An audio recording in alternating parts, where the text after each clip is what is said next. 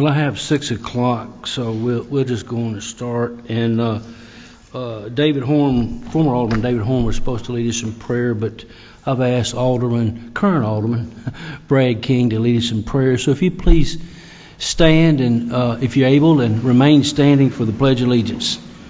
Alderman King. Lord, we thank you for this great country we live in. We thank you for this great city we live in, Lord, and we thank you for the opportunity we can come together and discuss items of business for this city. Lord, I ask for wisdom from each person tonight to speaking, each person here that makes a decision. I thank you for the people that serve this city, that work every day to make this city of Bartlett what it is. And we pray all this in Jesus' name I pray. Amen. Amen. I pledge allegiance to the flag of the United States of America and to the republic for which it stands, one nation, under God, indivisible, with liberty and justice for all.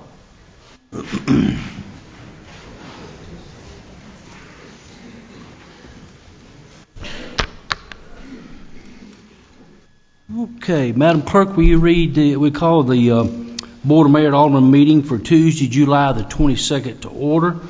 And Madam Clerk, will you be so kind to read the future meetings into the record, please? Bartlett Library Advisory Board, July 24th at 6 p.m. Family Assistance Commission, August 4th at 6 p.m. Planning Commission, August 4th at 6:30 p.m. Bartlett Station Commission, August 6th at 7:30 a.m. City Beautiful Commission, August 7th at 6:30 p.m. Industrial Development Board, August 7th at 7 p.m. Thank you, Madam Clerk. We recognize, as usual, any scouts that might be in the crowd. If you're a Boy Scout, Cub Scout, Eagle Scout, please stand up so that we can recognize you. And seeing no one standing up, I'll ask Miss Stephanie Jones, if you're in the crowd, please meet me at the podium down here.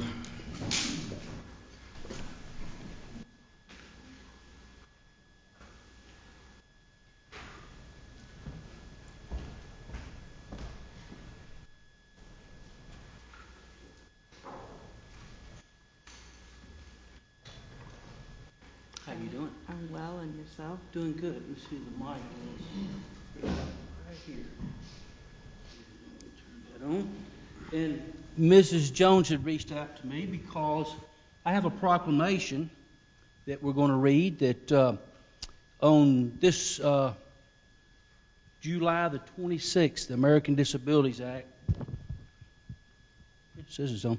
American Disabilities Act, formerly usually referred to as the ADA, is signed into law with strong bipartisan support, representing historic commitment to the values of liberty, individual dignity, and equal opportunity for millions of Americans with disabilities. This legislation built upon important protections already established by the Rehabilitation Act of 1973, particularly Section 504, and the Education of All the Handicapped Children Act of 1975, now known as Individuals with Disabilities Education Act, IDEA, which ensures that every child has the right to quality education tailored to their needs regardless of their disability.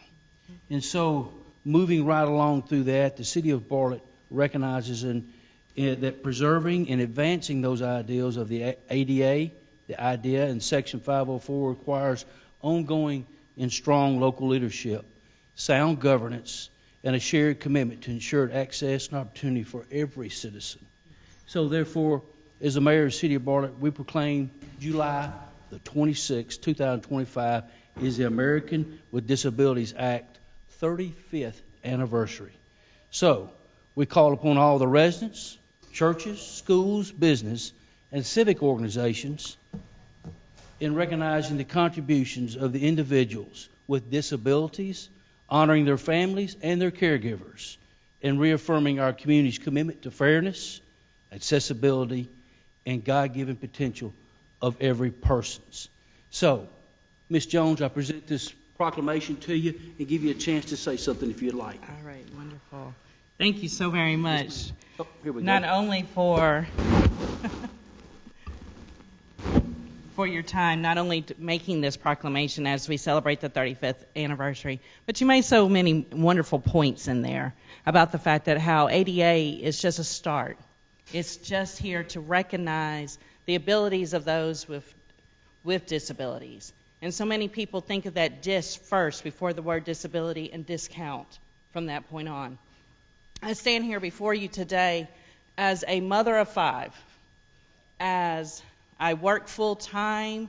I've represented the blind and visually impaired community not only in Tennessee but throughout the nation. I do everything I'm being bad enough to do, and at the end of the day, I also have a disability.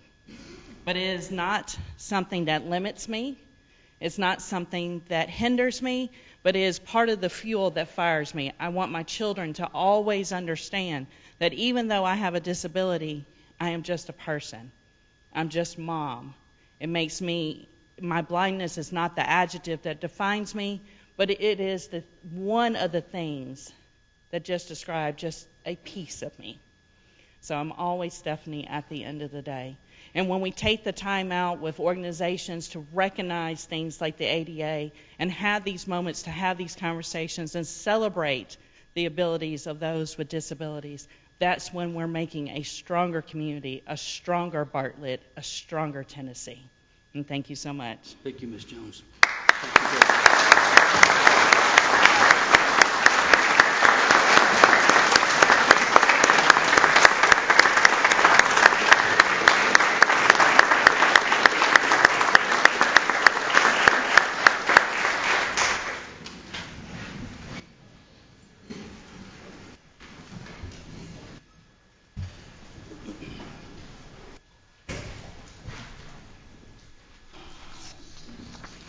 Now we move to the official business of the day, and the first item is approval of the minutes from July the 8th of the Mayor Board of Aldermen regular meeting. Any alderman can remove any item. Any alderman, is there a motion to approve? So moved. Second. Properly motioned and seconded. Madam Clerk, we present the roll.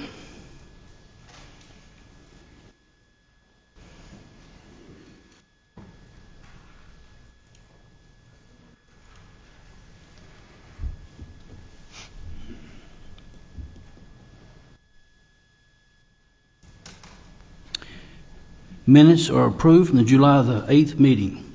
We now move to the public hearing. Madam Clerk, will you read what needs to be read into the record there along with item number 1 on the public hearing. Individuals will have a maximum of 3 minutes to speak either for or against the item with a total of 20 minutes for each side. Resolution 19-25, a resolution approving a special use permit to allow a residential mixed-use development to be located at the northeast corner of Highway 70 and Highway 64 within the SC1 Planned Unit Commercial Zoning District. I would like to add that the City of Bartlett received 10 letters in support of this and 3 in opposition.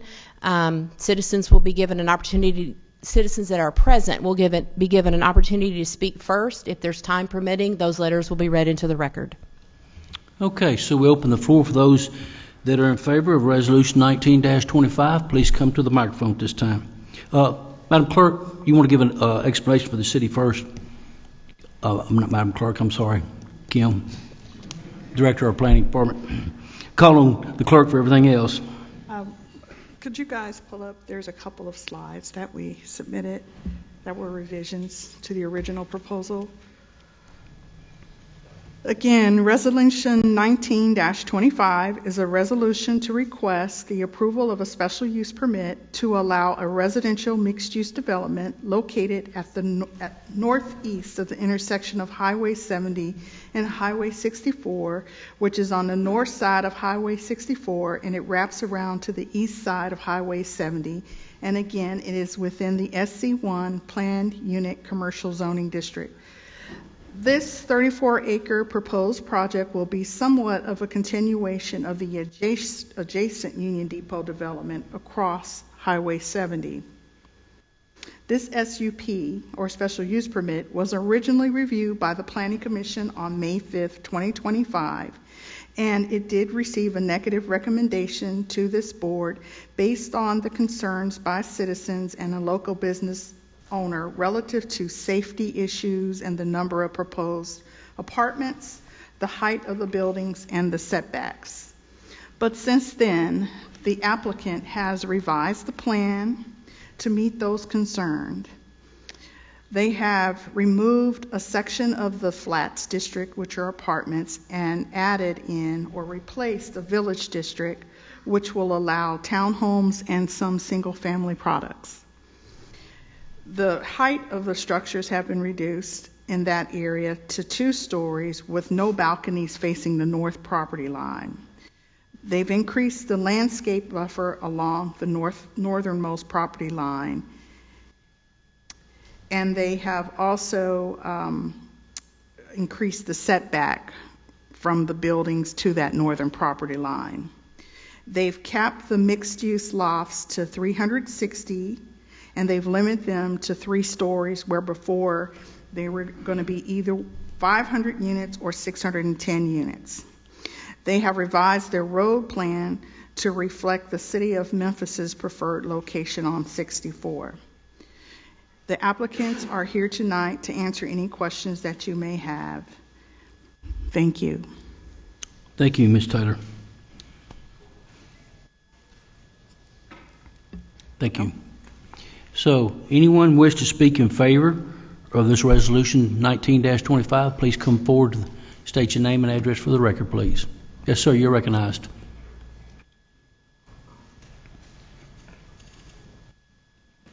You said name, date, address? Yes, sir. All right. Name Christopher George Payton. Date 7/22nd, 2025. 4828 Shadow Pine Cove, Bartlett, Tennessee. Thank you. I want to share a few key reasons why I support this project and why approving this project isn't just reasonable, it's essential. Our city is long overdue for meaningful growth, and rejecting this opportunity would be a mistake rooted in fear, misunderstanding, and missed potential. For one, this is not just an apartment complex. It's a mixed-use development that includes retail, dining, and potentially a new grocery store, the very amenities that Bartlett residents have been asking for over the years. Disapproving this project would ignore the demand for more grocery options or more retail options.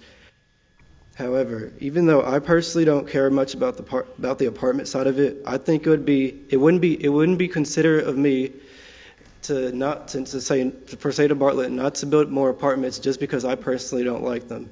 Apartments may not benefit certain people, but they do benefit others, and it'd be inconsiderate just to say not to build them just because you don't like them.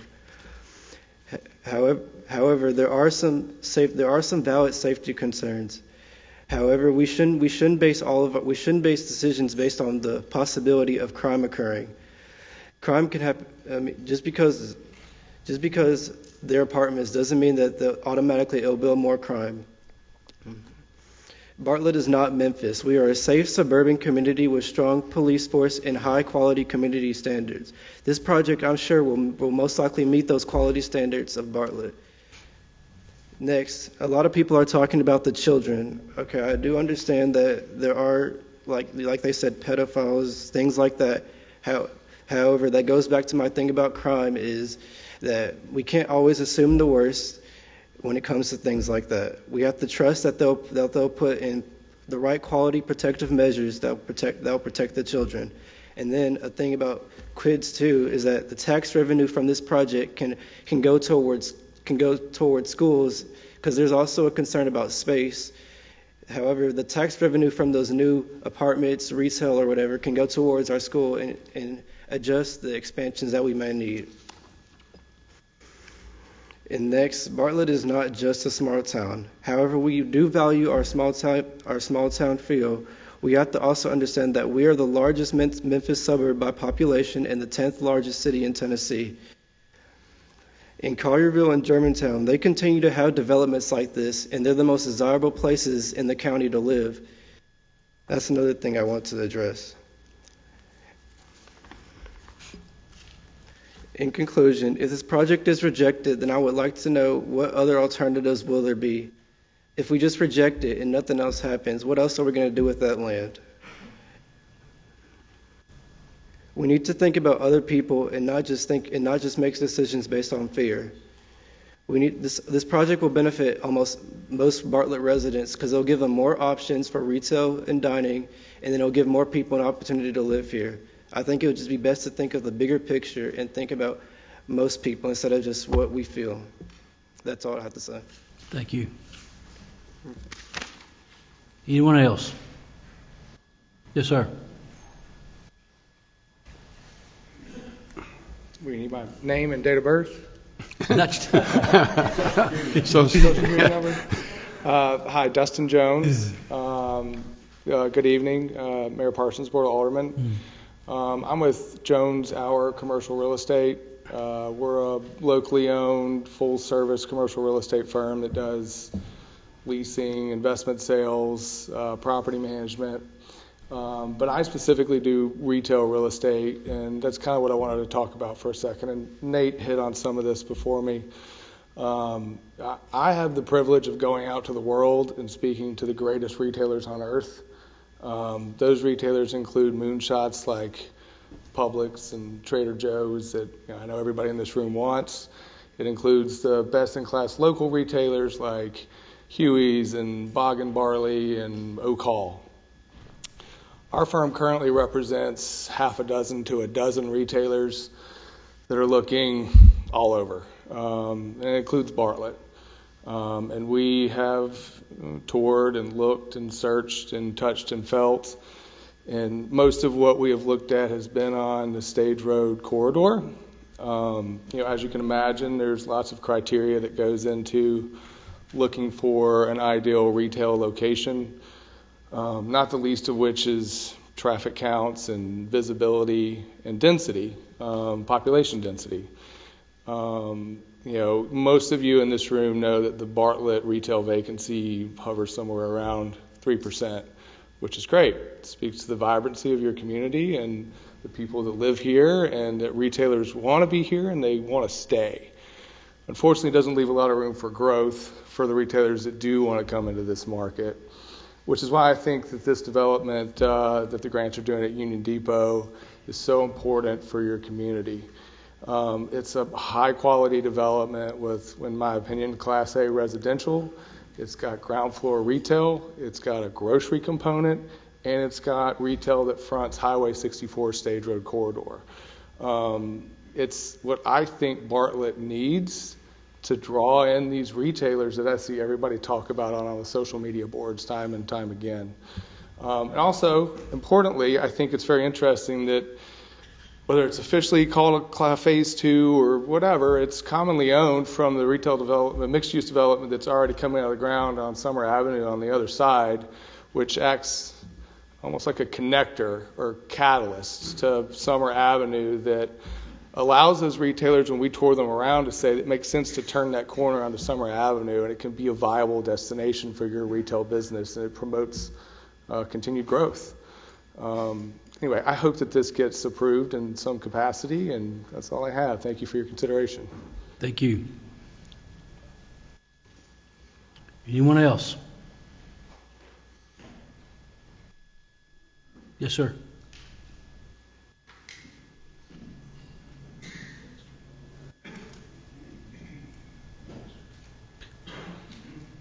Dexter, if you state your name and address for the record, please. Thank you, Mayor and Board. My name is Dexter Mueller, and I'm a consultant in planning and economic development.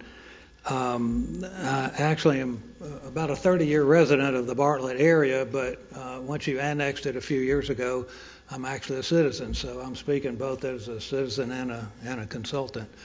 When I moved on Brunswick Road, which is where I live at 3800 Berlinwood Cove North, and when I moved out here, Wolf Chase didn't exist. I used to ride motorcycles there. And then very little development on Highway 64 at all east of Highway 70. I mean, it was very sparse. I've spent about 40 years of my career working in planning and economic development. Most of that has been with the city of Memphis and Shelby County. But I've also worked with Atoka and Galloway and a number of other cities around West Tennessee in the various communities and the counties. And the reason I've been doing that mostly is because they're trying to build their tax base. They're trying to bring in retail, bring in restaurants, bring in residential. Interestingly, the folks that mostly used to focus on industrial development in the counties outside of Shelby County, now they're really focusing on residential because they have to try to bring in people that are going to be living in the community. That boosts your residential development as well, but also the economic development with retail sales.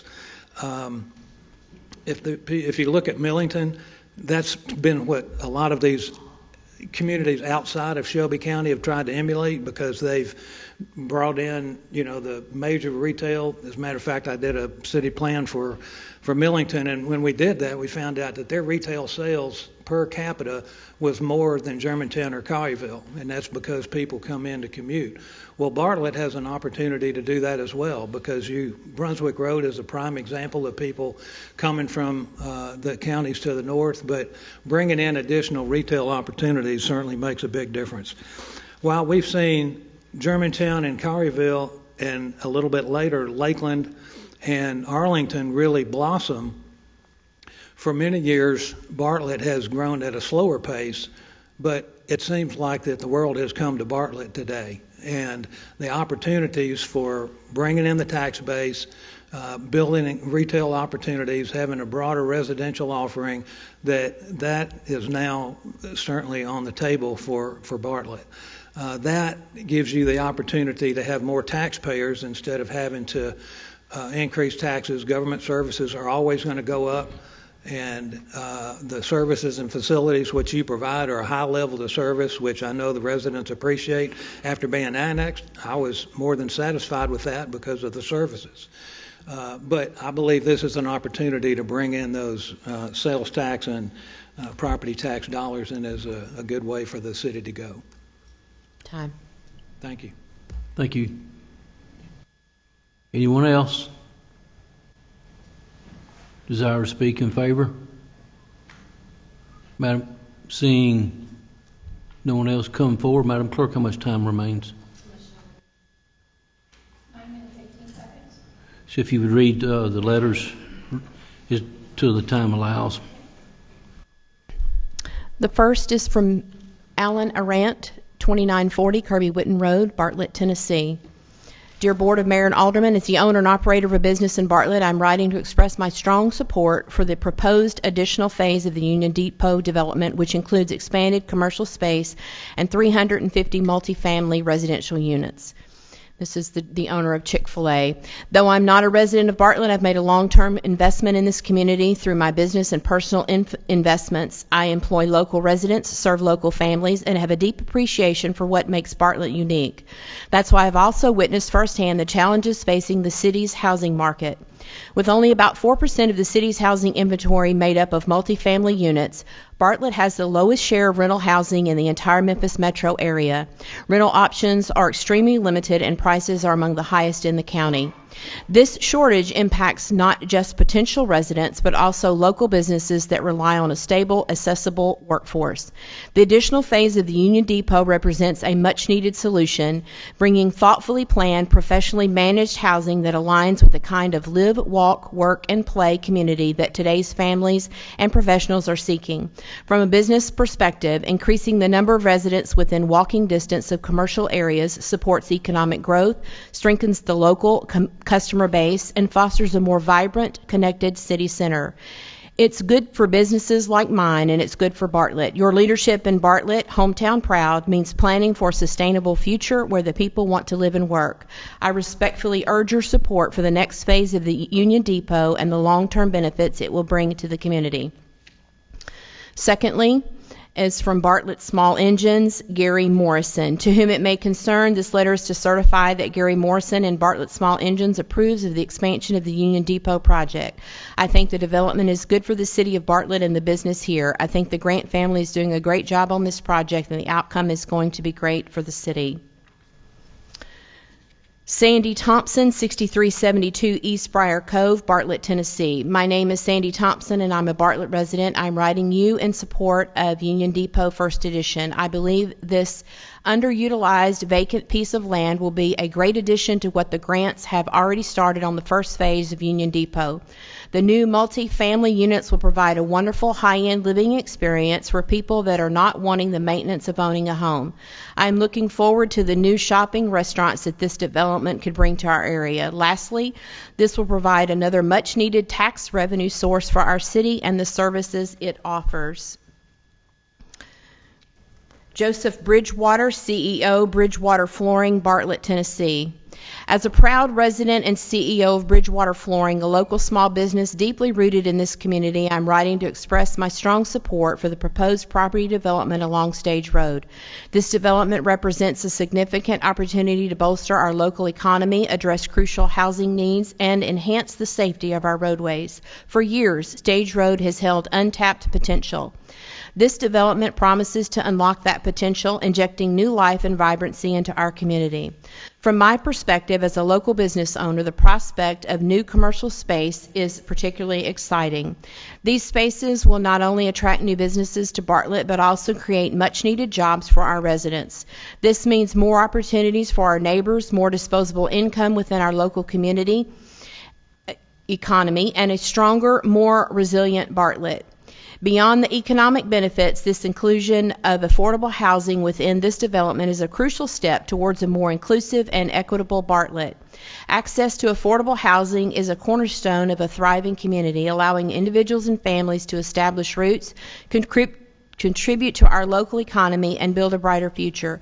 This development addresses a pressing need in our community and provides a pathway towards stability and opportunity for many.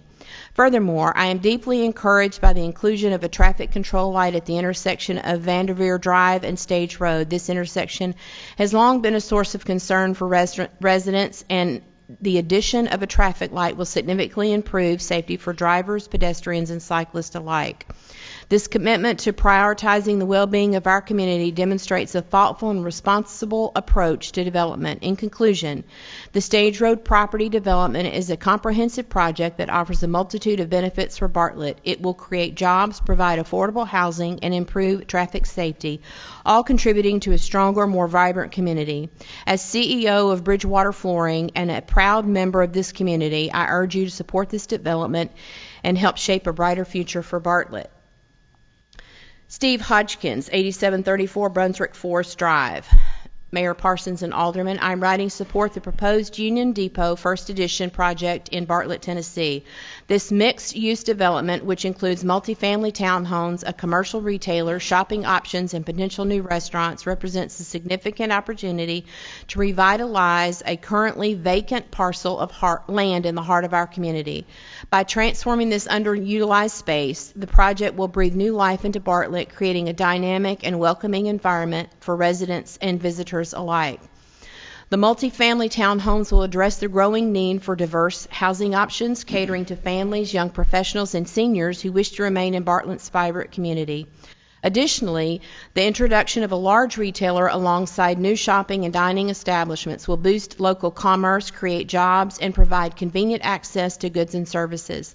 This development will not only enhance the quality of life for Bartlett residents, but also attract visitors, fostering economic growth and strengthening our city's identity as a thriving suburban hub. I firmly believe that Union Depot First Edition aligns with Bartlett's vision for sustainable growth and community enhancement. By thoughtfully integrating residential, commercial, and residential spaces, this project will serve as a cornerstone for future development and a source of pride for our city. I respectfully urge you to support this transformative initiative and look forward to seeing its positive impact on our community. Seth Billings, Seth Lighting and Accessories, 8250 Highway 64. Mr. Mayor and Aldermen, as a business here in Bartlett for over 30 years, I am glad to see the fine work the Grant family is bringing to Bartlett. The great business plan and quality of work that they are developing in Bartlett is moving the city into a new and stronger position. We are in need of new jobs and tax income for our city, and they are offering that. The Grant family has proven through the years how professional their projects are and will make our city a proud place to be from and live. I approve of the expansion of the Union Depot project. I hope your leadership team will take a hard look at their great work and plan, and that you feel the same. David Sutton, President of Memphis Winelson Company.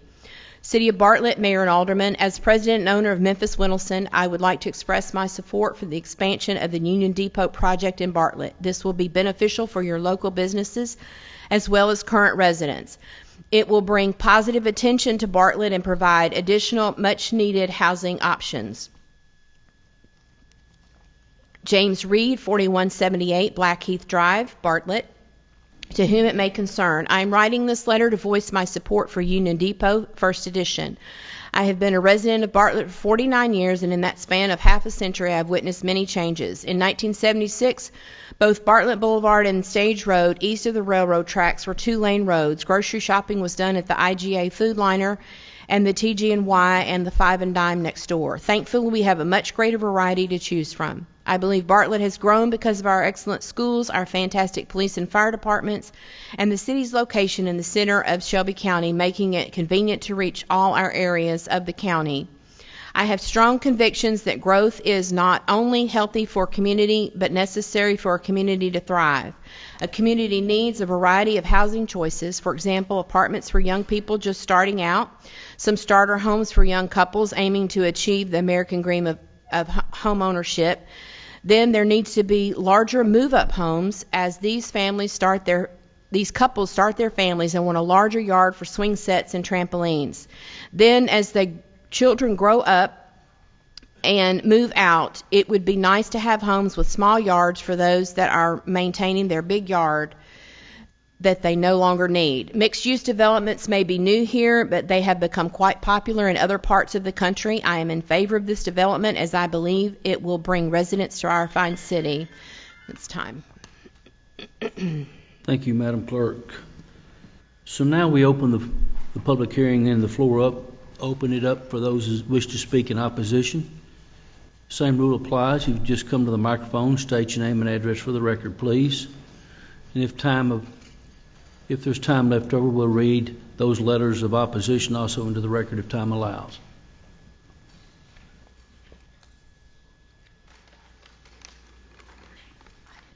How you doing? I'm Don Ross. I live at 7820 Charbonne Cove. So I've attended every meeting since these developments started all the way back at the Bank of Bartlett.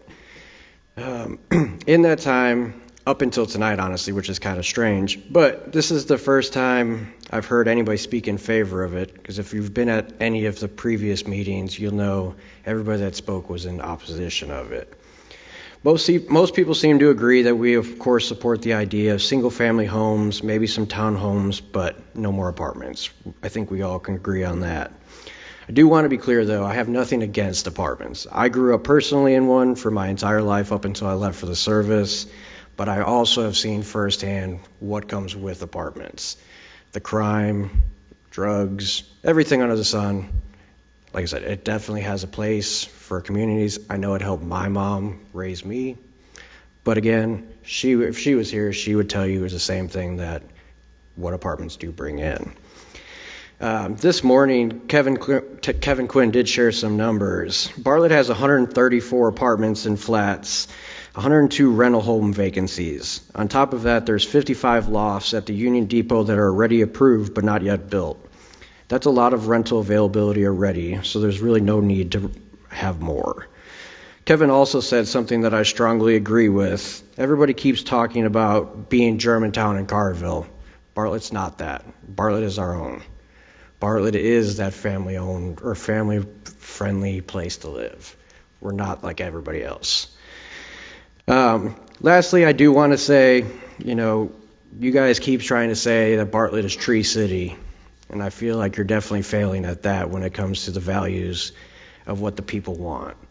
You guys really have no concerns tearing the stuff down and bringing in people from outside builders from Carville that try to bully their weight to get these small businesses to sell, to get their land and things of that nature.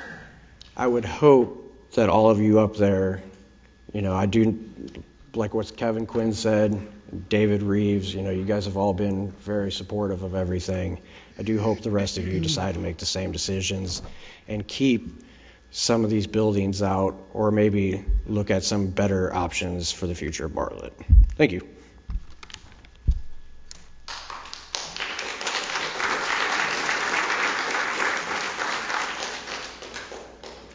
Good evening, Mr. Mayor, Aldermen. Thank you for letting us have this forum to talk to you guys about the issue at hand. My name is Gregory Williams. I live at 7223 Santa Cruz Drive. Lisa and I have been in Bartlett about 33 years. We live, a stone's throw from these two developments, Union Station developments. I've heard tonight, well, let me say, how do we open up the meeting tonight? Mr. Mayor, you read a proclamation for the ADA, the 35th anniversary of the ADA. We started out with Pledge of Allegiance, a prayer. That's what Bartlett is about. Other cities don't do that. We do it. This is the small town feel that we really enjoy about Bartlett. Does Bartlett have to stay a small town? Absolutely not. It hasn't stayed a small town. I've been here 33 years. We had two restaurants when we first moved in. We honored Miss Jones before the meeting tonight, and thank her for her service.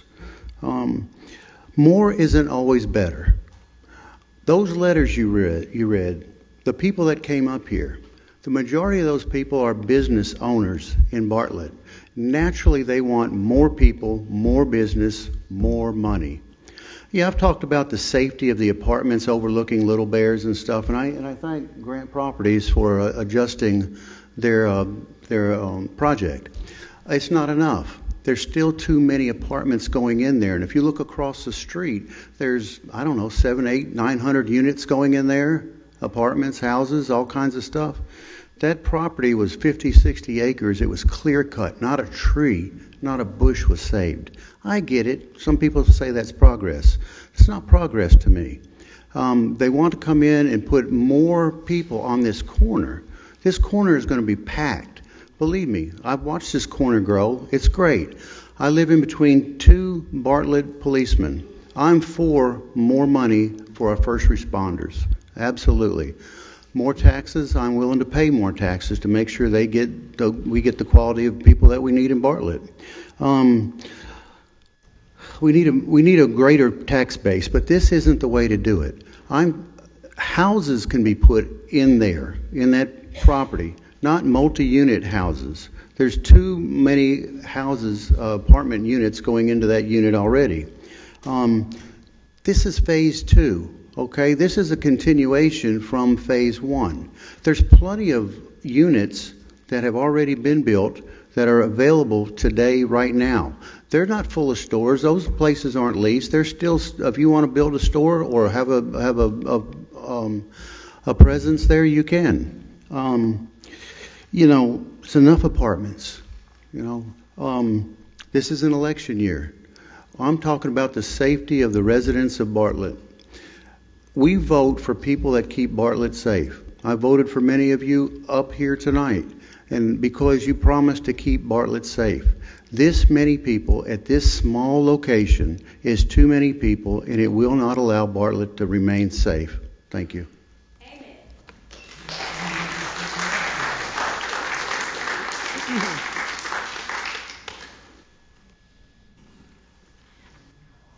I'm going to let Joshua go first. Josh? My name is Joshua Samples. I live at 8962 Pembroke Ellis Drive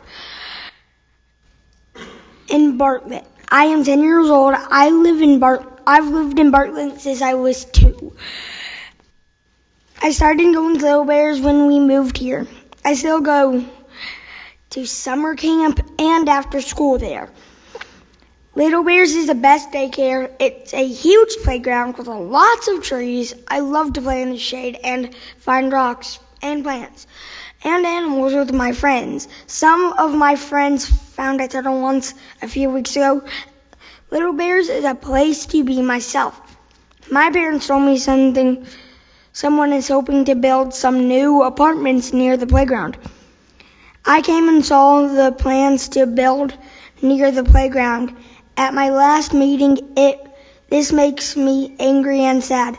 The trees are part of what makes Little Bears special. I don't want to see the trees get taken down like across the street. That would be terrible for animals, birds, and children who play in the shade. I don't want a parking lot, buildings with windows looking down on my playground. That is creepy. Please consider ways to protect the trees and privacy of my playground.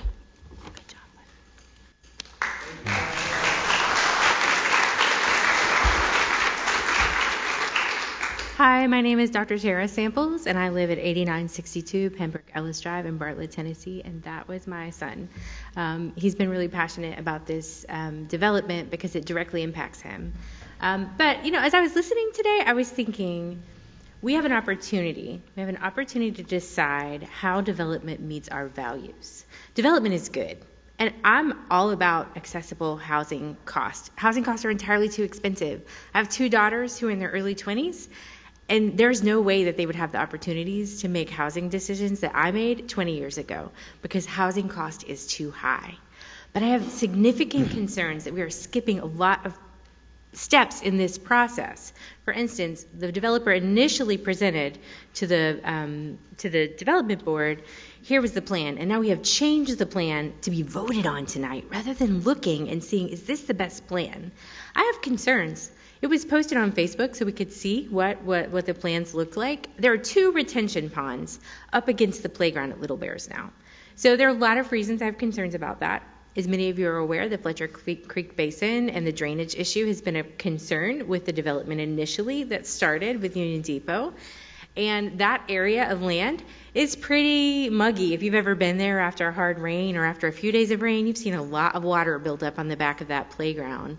Additionally, retention ponds can be dangerous for children. So I realize there's a fence in between, but 2 retention ponds against a playground, and we already know we have drainage concerns. All of us were here in June, right, where the water went everywhere and we couldn't drive down Sam Cooper without seeing cars flooded. This is an area of concern. Retention ponds are also a vector. They invite vermin and they invite mosquitoes, and now we're putting them directly against a playground. These are things that are newly proposed today. They've skipped the process of public comment to see, is this the best plan? Can we develop housing and give affordable housing, but also not have high density that affects our schools? Oak Elementary School, which is just down this street, already has over 700 students. If even a third of the houses in these apartments had 1 or 2 children, we would be almost half of the number of children, and we're not even talking about the high school, which has to move the 9th graders all the way to Arlington because there's not space for them in the high school. We're planning in the wrong direction. So here I am. I'm a transplant to Bartlett. I grew up in Atlanta, and I have to tell you, in Atlanta, we didn't plan development well. There are areas where, in fact, where my husband and I are from, we wouldn't even live there again because the traffic is so bad and the drainage is so bad. And we lived in a house next to a large group of trees, and a developer came in and clean cut it, and then it killed all the trees in our yard because it wasn't well planned for the root system. These are things that are important to consider as we think of developing up Stage Road. Are we protecting our tree canopy? Are we thinking about drainage? Are we thinking about impact of schools? Is this our best decision? I'm not sure. I think we probably should send it to study a little more before we decide. Thank you.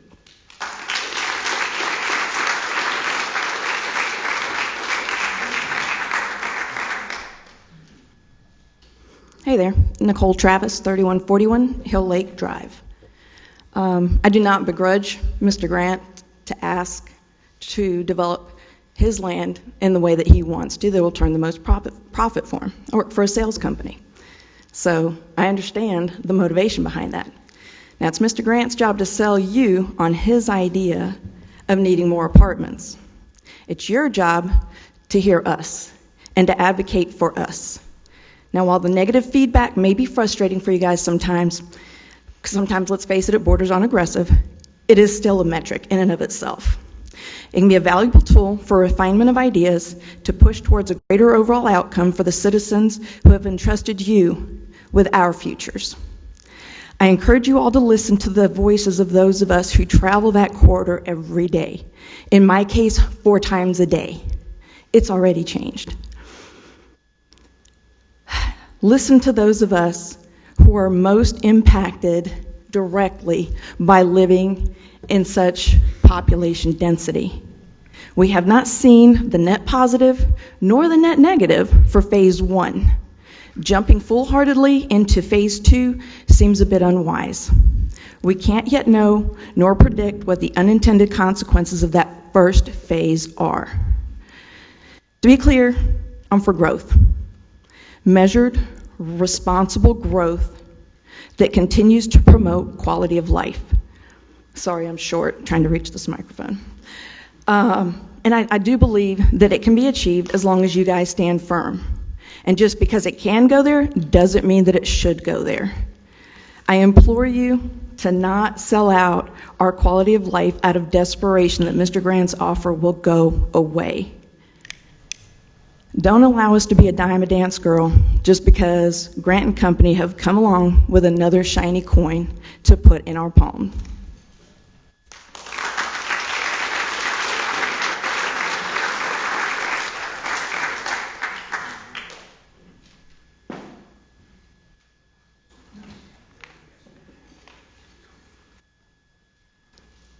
My name's Randy Flanigan, live at 3955 Appling. I've been out here so long that I've raised my children at McDonald's and Pizza Hut because that was only 2 places to eat. Every now and then we splurge and go to Ferguson Restaurant there on summer. But my question is, why throw caution to the wind? We've got phase 1 going with Mr. Grant developing it. Why don't we stay cautious? Let him finish his project, get it all completed, see how many of his apartments get filled up, how many of his multi-homes get filled up, and if it looks like it's a success, then change the permits for 64 and 70. Why is it such a rush to change the permits now? That's my question to you guys.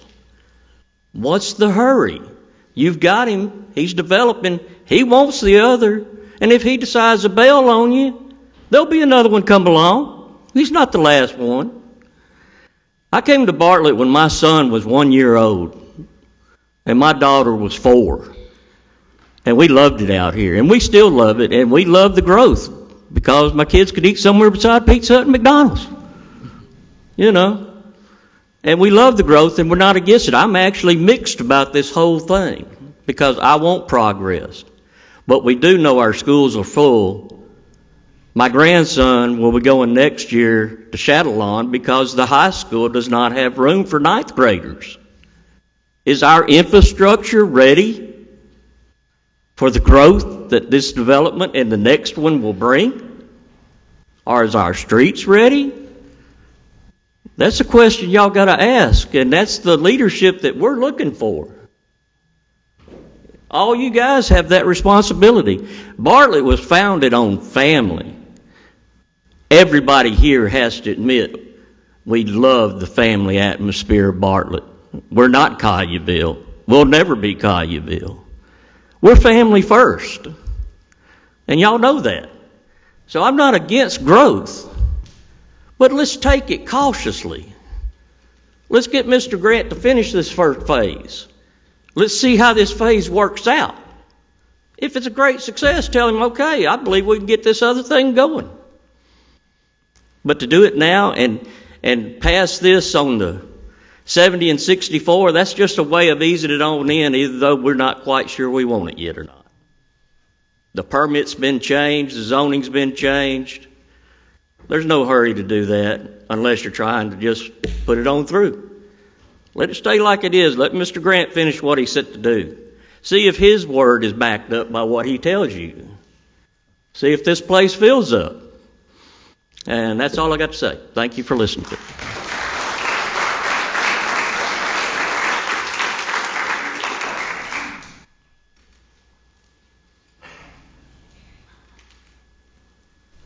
Hello, everyone. My name is Jenny Lee Mann, and I reside at 8768 Crowdle Hill Cove. And I am a small business owner here in Bartlett, and I have been here for 10 years. And a few of my concerns that I do have is the development that is going across the street. And the reason why the citizens here of Bartlett were for Union Depot was because of the 55 businesses that are going into that development. And what businesses do we have signed up to go into that development? Because under my understanding was that the businesses were going to open up first, and then it would be apartments, townhouses, and the homes, of course. And so I want to make sure that those 55 lots that we have reserved for businesses are being filled, and to see the city of Bartlett grow before we do start another project. A couple other concerns that I do have is they're on 64 and 70. When you're pulling into the Exxon gas station and First Horizon, that shoulder has been taken away. So when people do turn into those establishments, will there be a turning lane? Is there going to be more extension of Highway 70 when it comes to that place when, let's just say, if this development does go through, what will that bring in 400 more cars just in that whole area with the stoplights and the flow of traffic? So yes, that is my question that I have for everyone here, for Mr. Grant, and for the rental properties about the businesses that are coming in, so we can know exactly what those are, and then maybe plan for a second development. Do we know the percentage of apartments that are being rented right now, or the townhomes that are being sold? And with this new proposed development, are those townhouses going to be for rent, or are they for sale to the general public? And then the other thing that we need to take into consideration is our police force, our fire team, and the fire departments, and our local schools. Thank you so much for your time. Thank you. That's the end of the public hearings portion. We're out of time? Yes, we're at 20 minutes. We're at 20 minutes. We're done. Yes. We're at the end of the 20 minutes. The timer's up. Okay. Cindy, we Do I? don't have time for the letters. We just use the 20 minutes. But since you're at the podium, Cindy, I'll give you 2 minutes. Be brief as you can, if you. Okay. I'm Cynthia Cromwell. I live at 8601 Highway 70. I'm the owner of Little Bears Preschool, and probably the person that has the most vested interest in this, other than being a citizen. I do appreciate the grant company reconfiguring things. I am concerned if the townhouses that are back there, if they're rentals or if they're just going to be sold. I am concerned about the retention ditch, like Dr. Samples said, for the children's safety. I agree with everyone here that maybe we all need to take a step back and not just shove all this through. Maybe this is something we need to think long and hard about before we do anything else. I mean, like everyone said, he hasn't finished what he started. Let's get that done, and then let's see where we're at.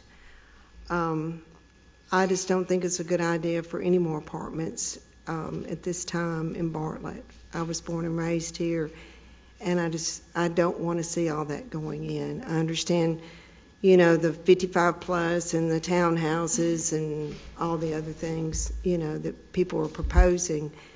And I know I'm not against, progress in this town, but I just think y'all need to take a little bit more time and do a little bit more research and think about it and think about, what the citizens want.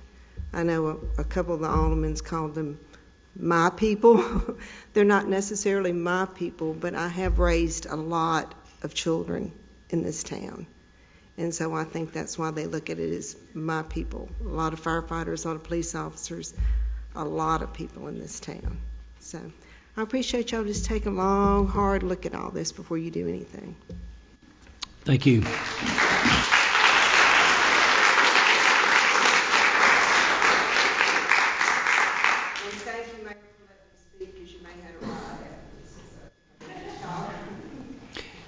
So that closes the public hearing. We've executed the full 20 minutes in favor and in opposition. We now move to unfinished business. Madam Clerk, will you read out item number 1 into the record for unfinished business, please? Resolution 19-25, a resolution approving a special use permit to allow residential mixed-use development to be located at the northeast corner of Highway 70 and Highway 64 within the SCI Planned Unit Commercial Zoning District. Ms. Taylor, is there anything you'd like to add? Thank you.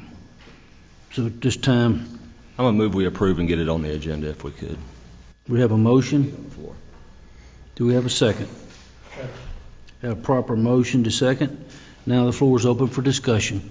Alderman Reeves, you're recognized. Can we get Mr. Grant up here? And then I'm going to have questions for Ms. Taylor after Mr. Grant.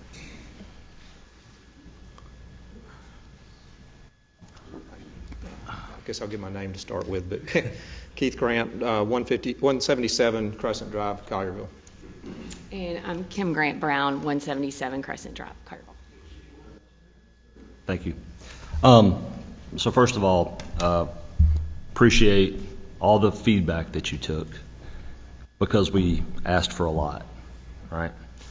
And we know that you've made significant modifications to this, really to appease, in part, Little Bears, but also to make it a better product. We didn't want that many apartments going over there, just in general. So if you could, if you'd like, I'd just like for you to give a quick overview of kind of what's changed to address. And I'm going to have some questions about process that I need answers to. So. Okay, sure. I believe we have a presentation for tonight. Is that, someone got that?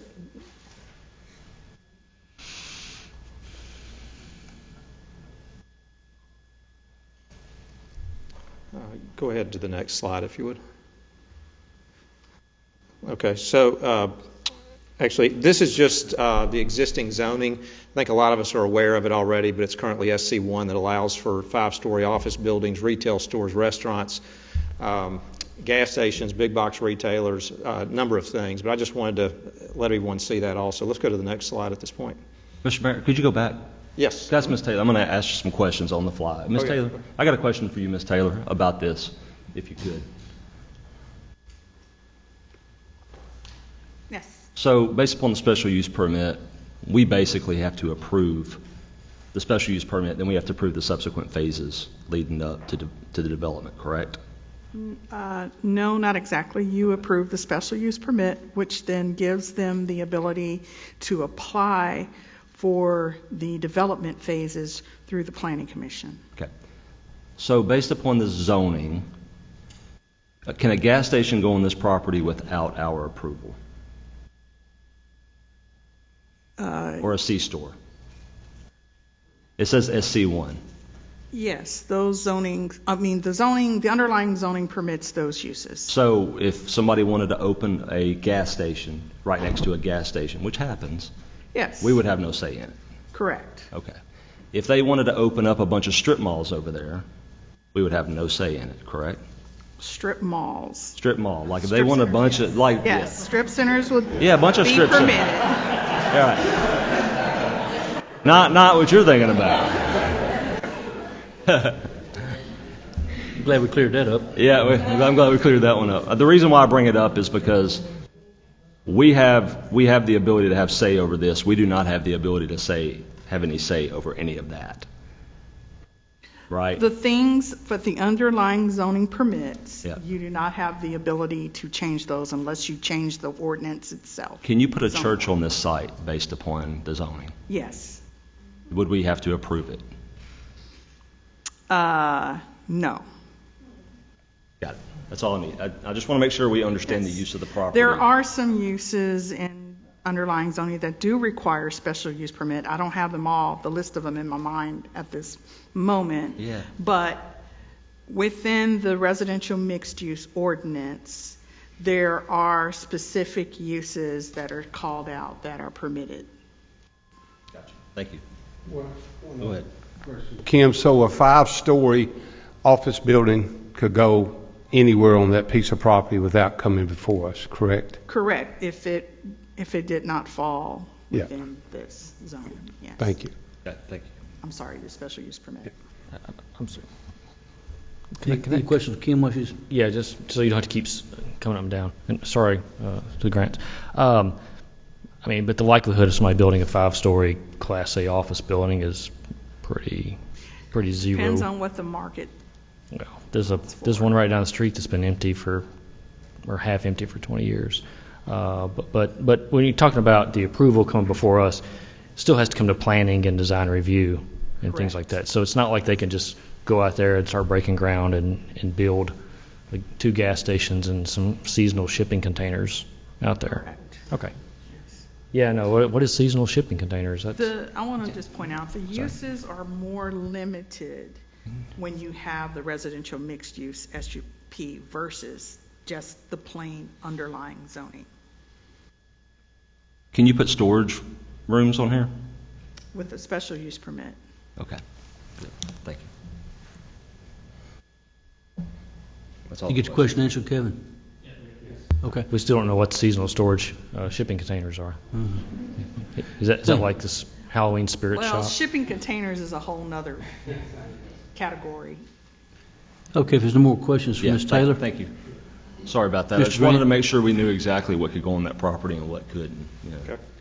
Let's go to the next visual. Okay, so this is the new scenario that we've raised, where we've made some changes to it, and basically I'll go into this in a minute. But we've now created 3 districts, which has the mixed-use lofts district, the village district, which goes up towards the northern property line, and the marketplace district, which is where the grocer is. And then since the last meeting that we were here, we actually have this under contract with a grocer at this time. So we will be going forward with that. Any questions about this visual? Or we can go on to the next one. Can you tell us yet who the grocery store is? I cannot. I have the developer representing them here tonight, and he'll speak at the end of our presentation. Okay. Is it because you have an NDA? It's because I've been told not to share who it is. So. Do they have an NDA? I mean, realistically, at the end of the day, is there something that's really preventing? No, I understand. I gave them a word on it, and I can't go against that. So I can respect that. Okay, so the next slide. Can I ask a question on that? Yes. Mr. Grant, on the north property there where the blue is, that's the townhomes, correct? That's correct. All right, so the buffer where you see those trees, that's all the existing property trees, and in that buffer, in my notes saying you're going to leave all of that for 30 feet there, you're leaving everything that's existing there now, is that correct? I'm going to have a slide in a second that shows an exact detail of that, and I'll go through that. Yeah, we are leaving a buffer up there and a non-disturb area as part of that. So let's go to the next one. I'm sorry to stop y'all again. It's going to be stop and start process, I think. I do want to thank y'all for meeting with all of us individually and running over the plans and answering any questions.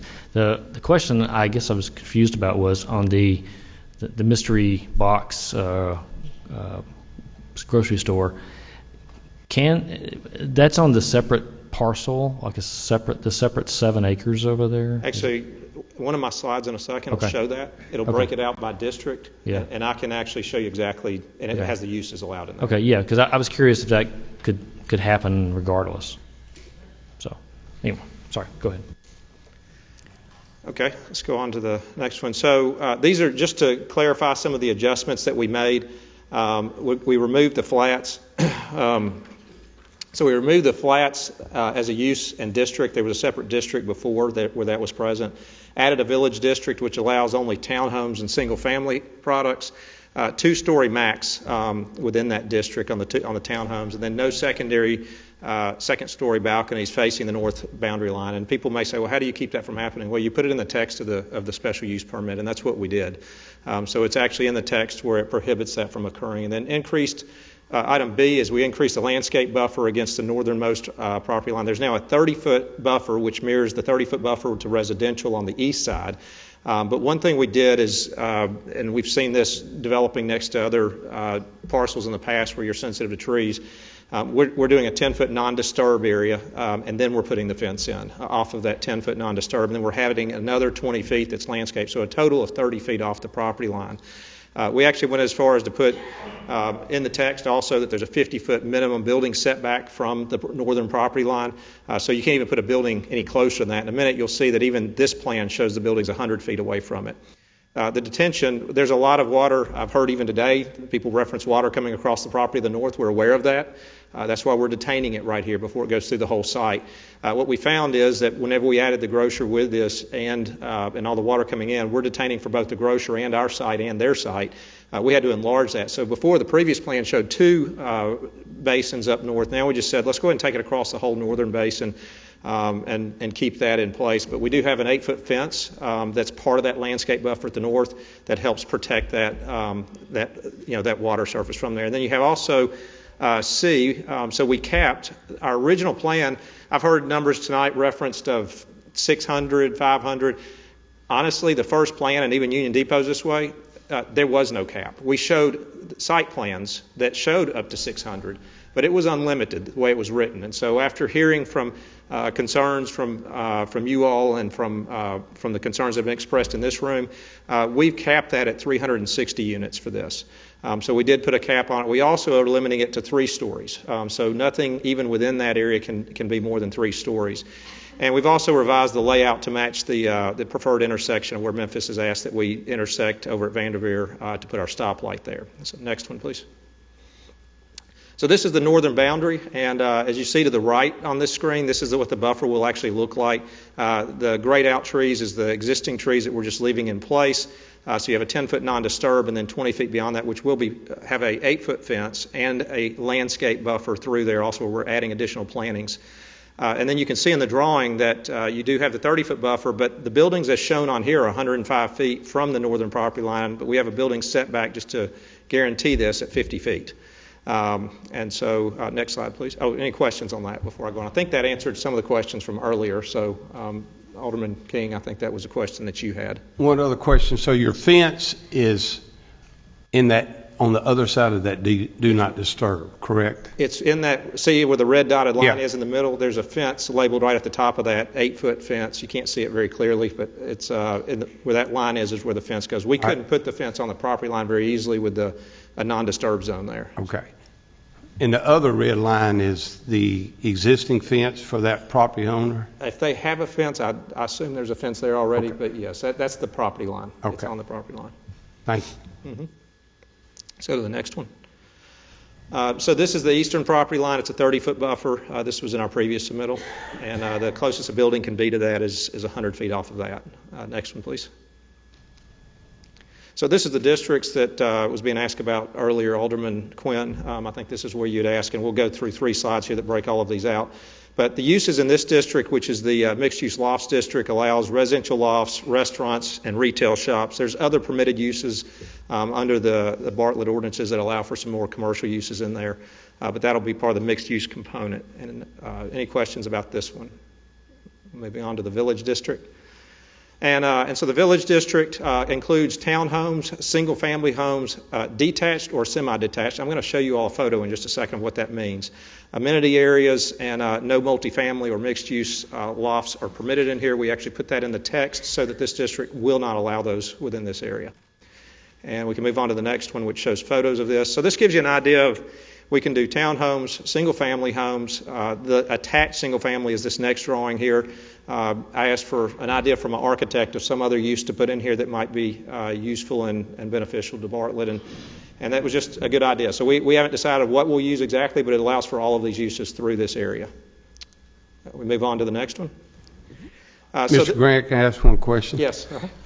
In those, are those owner-occupied or?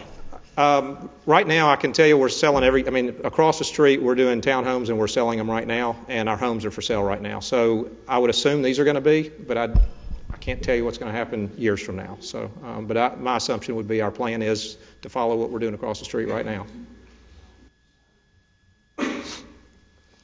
The last section here is the marketplace district, and examples of permitted uses here: the grocery, retail, commercial, and office uses, townhomes. So if for some reason, which you have this actually even in a lot of, and Kim may have to straighten me out on this, but in a lot of your commercial zoning, if commercial doesn't work, you can fall back on a lot of residential uses. That's pretty typical across most zoning districts. So that's why you see in here that townhomes, if for some reason we didn't have a grocery in here, we could fall back and do townhomes, single-family homes, amenity areas. We went ahead and wrote into the text, no multifamily or mixed-use lofts in here to limit it. So we didn't want any questions about that. So it stays over in the mixed-use section. Okay, and moving on.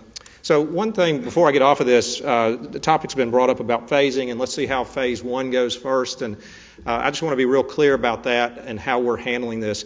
Us being in control of both projects allows us to control the development of this one.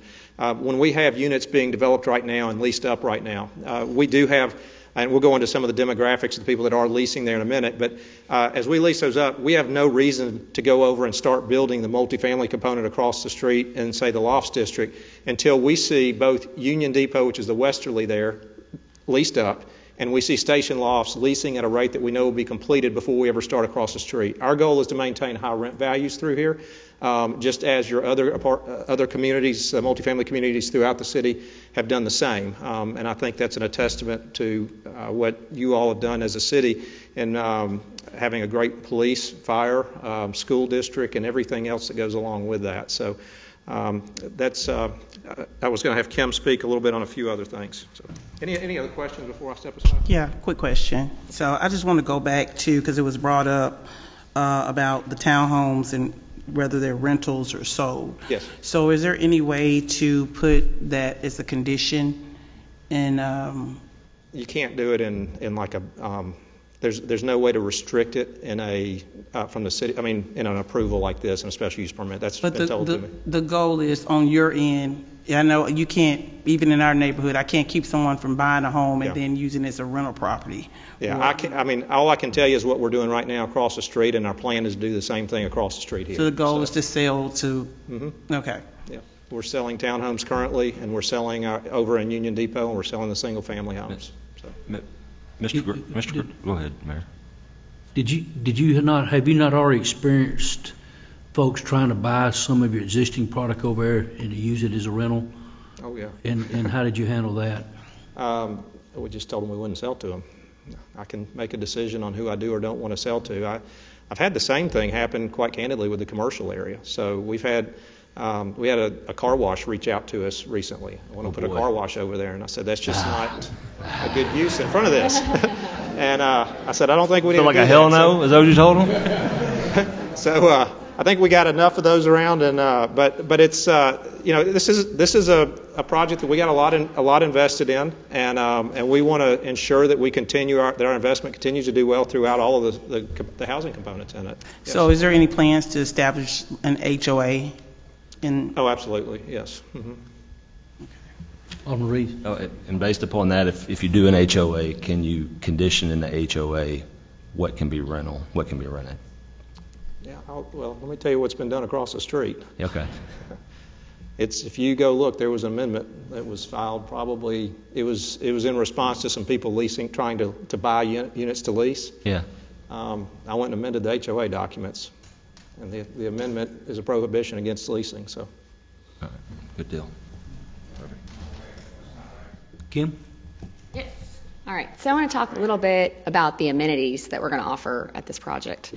If you look at the presentation up there, spot 1, which is behind the First Tennessee Bank, we're going to have a large lawn right there. And then the building that you see right next to it in front of the 2, we're hoping to have a restaurant go into that area. We're wanting to provide an area to where if there's a wait for the restaurant, families can hang out front and mingle. Maybe you can put cornhole out there. It's just a place to come in and hang out with your friends. The second one shows an example of what the little plaza area could look like. Our area probably wouldn't be quite that bright, but it's just a representation of what it could be. The next one is 3. It's between the 2 buildings right there. It's showing an outdoor cafe. What we're envisioning is some lights being strung above your head, maybe turf put down, have a nice place to have a drink after work. So that's what we're envisioning for there. The 4th is the pool, and that will look very similar to the Westerly. I know all of y'all were at our grand opening, got to see what that looked like. It's a very nice place with cabanas and grills and an outdoor area for the residents to hang out. All right, next slide, please. All right, next up, the very popular dog park will be at number 5, which is right along the creek. Next to that, along the creek, there will also be walking trails for people to enjoy. One of our goals with this whole community is to have it be very walkable. And so this all ties in together with that. The 7th spot would be a place we could have lawn games, and then 8 for the very, very popular pickleball courts. So these are just some of the amenities that we plan on offering within the complex. We think that will add to everybody's enjoyment of the neighborhood. So next slide, please. All right, there's been some safety concerns that have been brought up. Just wanted to address a few of them. First of all, in all of our multifamily projects, we background check every resident that moves in. And if they are a felon, they are not allowed to move in. We do that on all of our projects, and we will certainly do it on this project. Next up there, we'll also be adding at the intersection of Vanderveer and Stage, we'll be adding a light that goes in there. A couple of people in the community meetings came up afterward and asked about crosswalks, bike paths, all that kind of stuff. We will be having crosswalks going across Stage. We'll also have sidewalks down Stage Road and Summer, so that will help with the safety issues. We will have cameras and other security devices installed throughout the multifamily project. All right, next slide, please. All right, so some people may have seen floating around. One of the questions that's been asked is what's the percentage of multifamily in the Bartlett area? Now, as you can see from this slide, they are right at 5.7%, and it's compared to Collierville and Germantown, who are 16% and 11.2%. Just so you know, the national average for multifamily projects and rental homes in a community is 30%. So Bartlett overall is 14.9% renter-occupied units. You may say, well, we still don't want multifamily. So this kind of shows the after effect of what can happen if you don't have enough multifamily projects for people to live in. I know at the last meeting we had people stand up and complain about rental houses in their neighborhood, about the grass not getting cut, about the houses not getting painted. Well, when you have a single owner of a multifamily project keeping it up, this will provide a great place for people to live where they won't necessarily be going looking for rental houses. All right, next slide, please. All right, this just shows. Can we stop for a second, Kim? Can you go back to that? Can you go back to that slide? Did you have any Arlington data? I didn't. It's not as established a community as Germantown, Collierville, and Bartlett, so that's the 3 that I got. I do know that I talked to Westman and asked this question. They have 2 developments that are approved that have 700 lofts, and I think you guys are on one of the projects. 700 planned even in Arlington, and Arlington is a much smaller city than we are. So as a percentage, they're going to be probably significantly greater when those projects are finished. I'm just wondering, some of the pushback I get on this is that, investment companies, they can buy houses in Bartlett because they're a lower price point. I guess my question to you is that the main driver behind the more ownership of rental houses, or is it the demand in the city is driving rental companies to purchase properties because there's nowhere for people to live who don't want to buy a house or can't buy a house? So do you feel like that is what's happening in the investment space? I think that if you look at the occupancy of the multifamily complexes across Bartlett and how high, they're 95% occupied, which is what you consider fully occupied. These people that are coming to Bartlett or coming to the area, they need a place to live, and maybe they're not ready yet to purchase a home, whether it be for, they're just moved to the area and they want to make sure they like the area, whatever it may be. And so because they don't have the multifamily options, they're looking for rental places, which is obviously driving up demand for those. And what's the downstream effect? So if the cost of the lease is significantly high on rental homes, they don't have money to keep their property up. Correct. So there could be very much a correlation and a causation between the lack of multifamily housing and the explosion in rental properties in the city. Yes, sir. And that's a problem that the community has been wanting to solve for a long time, that we have not had an answer to. Talked about it a lot, right? And talked about stuff that's illegal that the state won't allow you to do. But we may have an option to increase the multifamily and bleed the investment companies or have them sell. Because from what I've heard from real estate agents and you guys in the real estate market, a lot of these properties are now going on the market to be sold because the top of the market interest rates are high. So it may be a good time to introduce capacity into the network and take the demand out and suck the demand out of the air. And right? even after, if we are approved and we move forward with these multifamily units, the percentage in the city only goes up to right at 7%. So we're still very, very low. As I said, the national average is 30. Where's everybody going that can't get into Bartlett? Are they going to Collierville and Germantown because they have apartment capacity? Are they going to Millington? I can't answer that question. I think it's a good question, and I'm just going to give you personal experience on this. I had my daughter who got married last year, and she's a nurse, and she married a guy who's going to be an electrician, and they wanted to buy a house in Bartlett. They couldn't afford one, right? Mm-hmm. They definitely couldn't rent because rent lease was more than a mortgage, and they tried to get an apartment. They get on a wait list for a 1-bedroom, 1-bath. For $1,500, $1,550. They barely made it into the city. So I don't know if I buy the fact we have too much apartment capacity because we see it within my friends and their kids who try to come back here. They got nowhere to move. And we're going to talk more about the numbers later and how the population is declining in Bartlett. We're staying here, but our kids are moving away, and they're not coming back because they got nowhere to move. So that's part of the conversation we need to have tonight as a community. But I think these numbers are important because I think they tell a story that we need to really understand that we may be in an inflection point where we can balance the equation, right? Okay. So thank you. We'll recognize Alderman Young. One of the points, just to address one of the points you made, David, if I'm not mistaken, I understand the 700 apartments in Arlington are built primarily to appeal to Blue Oval City people. And they're going to be trying to attract folks that are going to be either working there or building it. And I don't know that we're in that market, but maybe we are. But I think that was the intent when those 700 apartments were begun. And I'm not really concerned what happens when Blue Oval goes belly up. No, I understand. I'm not either. But I'm just saying, I think that's what drove that those decision in the to build manufacturing 700 business. Yes. Yes, Ms. Kim. Next slide, please. All right, so this was actually very interesting. A couple weeks ago, I went and pulled the demographics of who is currently moved into the Westerly. On the left side, it shows the ages. And Alderman Reeves, you were talking about your kids needing somewhere to move into. Well, the ages 26 to 35, 38% of our renters are 26 to 35. 16% are 36 to 45, 16% 46 to 55, and then we've got 15% 55 plus. On the right side, this was very interesting. 20% of the people that have moved in already are either military, government workers, police, firemen, and teachers. It's a place where our teachers have gone to live. 18% are either professional or administrative. 12% are doctors and nurses in medical. 8% IT and manufacturing. 7% construction. And then we've got a little bit of everything else after that.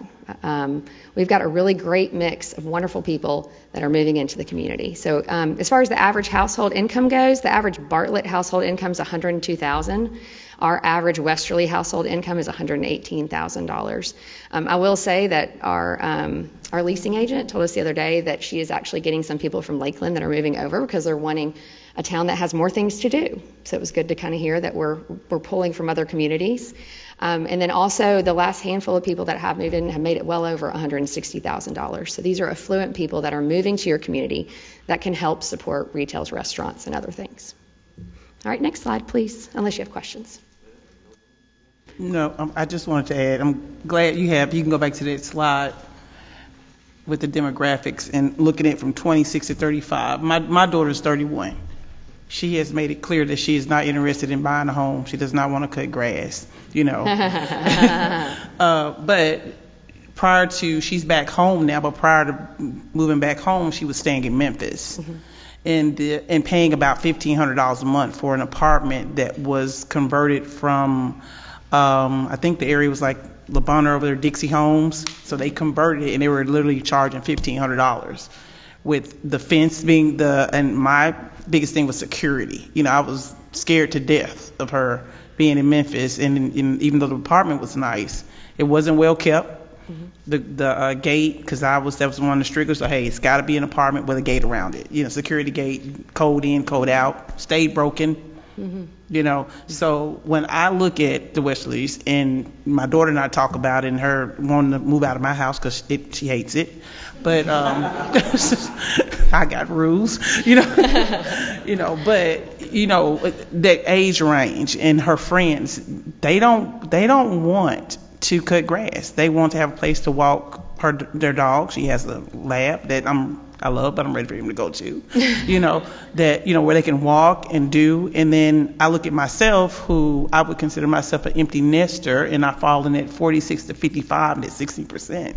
It's attractive to me. When I came over and I talked to Keith about it, I'm like, okay, I may sell my home because I don't want to cut grass. I got a lot of grass, So, I'm looking at this and looking at the household income, as much as, because I love Bartlett. I go to Memphis every day, and every day I cannot wait to get back to Bartlett. But if we're going to grow in, our city, and I just wanted to just kind of say this, we want to grow our city and keep our kids. I want my child went to school in Nashville.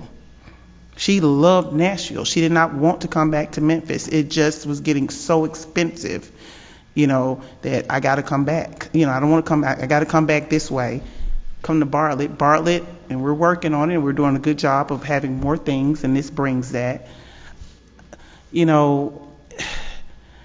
I think, these things we need here. I want my child to be in a safe place. Bartlett is a safe place. We have a great police force, So thank you for showing this right here, because this is what I really wanted to see and wanted everybody else to see. We want our kids to come back home. We don't want them to get married and have to leave because they can't get a place to stay because they can't afford a home. The society that we live in right now, things are so expensive. What I pay for my home, what I pay monthly, you wouldn't dare be able to get that now. So, but thank you. Absolutely. Good to move on? Yep. Oh, yes, sir. How many actual apartments or rental space is there in Union Depot? Yeah, go ahead. You get that. Okay. In Union Depot, we have 337 at the Westerly, and I think it's about 80 at Station Lofts. So a little over 400. Yes. Okay. Well, I personally, I want it to be a huge success, but I want to see how successful it is before we approve something that you're not even going to begin for 2 to 3 years.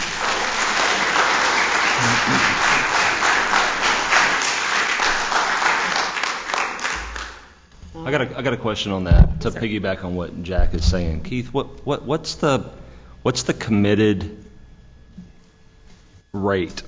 Like, what is the trigger that triggers construction on First Edition? Is it 80% full, 90%, 95%? What is it? A lot of it is we're looking at absorption each month. So we're seeing 15 to 20 a month that we're signing leases on. And we watch that and basically time out. First, we develop an absorption and we see what's going on. We like to see it over 100 before we kind of know that the absorption is going to stick. Yeah. And then you kind of just time it out and you start watching as it goes forward. The banks are the same way. This is done through lending institutions, that come to us. They have to agree with it. Appraisers are involved, and appraisers do absorption studies, and the banks really won't let you do it, and we don't want to do it until you time it to a point where the other project's fully leased up. Otherwise, you're competing against yourself and you're lowering the rates in it. So we have no reason to do something like that. Is there a way that in the special use permit we could stipulate what that is? Like, is it, I'm just saying, because if Jack's going to vote for it, obviously Jack wants some, he wants to know that it's going to be successful. So is it 80, 85, 90? If you're going to target a number, what would it look like? You look at, I'm going to do a lot of math in my head. It takes you a year to get to where you have a project that's ready to be leased. So you back into that. Yeah. And so, we'll probably be 50, 60% when we start the financing for it. Because it takes a lot of math here to figure that out. But But it's you're somewhere in that 50% range. You show it absorption, you show you stabilize the rental rates, and then you start looking out ahead to figure out, okay, what time do we start moving dirt and when do we start vertical construction? All of that's timed out, and I just don't have the math on me today. Why do we do this now versus waiting? So if you can kind of help me about the timing, that would. Well, I mean, so we don't own the property. We have it under contract. And so we have due diligence within our contract, and that period will run out before then. So we would never close on the property without the property having the special use permit on it. So that would just go away. We would not continue if we didn't have this. And we've taken a reduction in the number of units. Yeah. But we just can't keep doing that because it takes the units, it takes the grocery store to make this project happen. And so, I don't know if I answered your question, but no. I mean, I think the question is, I mean, realistically speaking, how are we going to know that first phase is successful? Enough to where everybody feels comfortable. Well, from my perspective, the banks aren't going to lend on it, and we have to put up a tremendous amount of money to even invest in it. We invest the first dollars in any project, and so. One, they're not going to commit to a loan unless they feel 100% confident that the project across the street is fully successful. And then secondly, we're not going to because we're committing a lot of dollars, and they want our dollars in it before they put their dollars in it. So that's kind of how it works. But the reality is that if the first is not successful, we're not moving forward with it. What's the value of first edition? The value, what's the project going to wind up being that you have to finance in all? Oh, shoot. We've got the project I think is 60 to 65 million just on Westerly. Okay. So that's not counting the single family homes and all of that. Yeah. You got Station Lofts is another 15 to 20 million. And then you've got, just our townhomes out there right now. We've got 5 to 10 million just in the townhomes and then we got single family. So. How much, and you don't have to give a dollar amount, but give a percentage. How much do you have in this project? A lot. You're required to put how much of the total value in a multifamily project? It ranges from. It's going to be.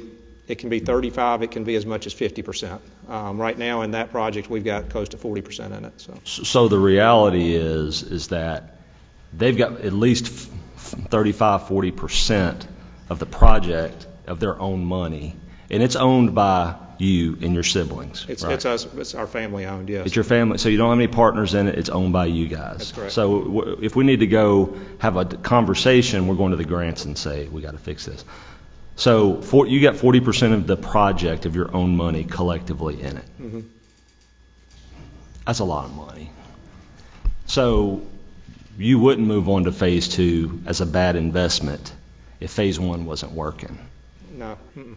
Because it would probably just about bankrupt you. So, okay. So I think, to me, that's the important part of it here is that how much money they've got in it and how you can't move to phase 2 until you know that phase 1 is going to be successful because you're not going to put your money into it. Mm-hmm. So what's going to happen to the property while we're waiting on that?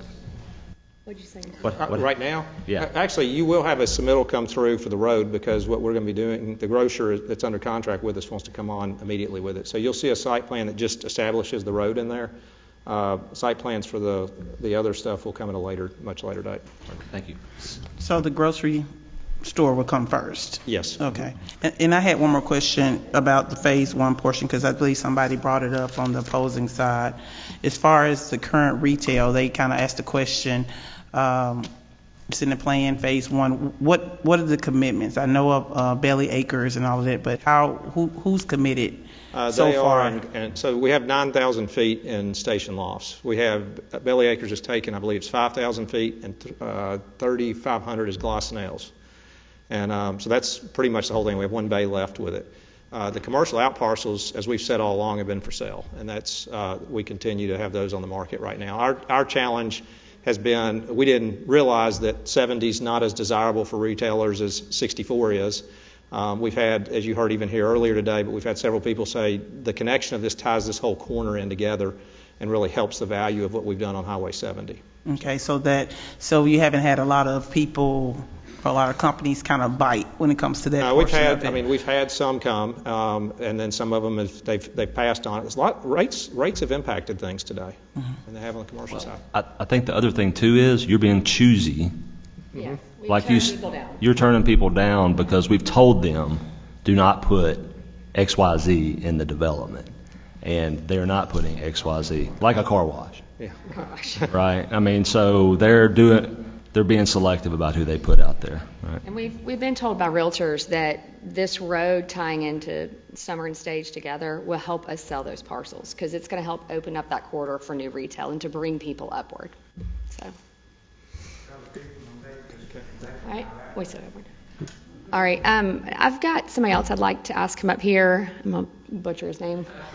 Corey, I'm just going to call him Corey and let him say his last name. He's with Younger and Associates, who does, they do studies, economic impact studies. And so I'll let him cover the next couple of slides, if that's okay. It's Corey Van Blaricom, 9937 Oban Drive, Cordova, Tennessee. So our firm conducted the impact analysis for Union Depot. The next slide. The next two slides are mine, so I won't take too much of your time and bore you with too many numbers, but I'll hit the high notes.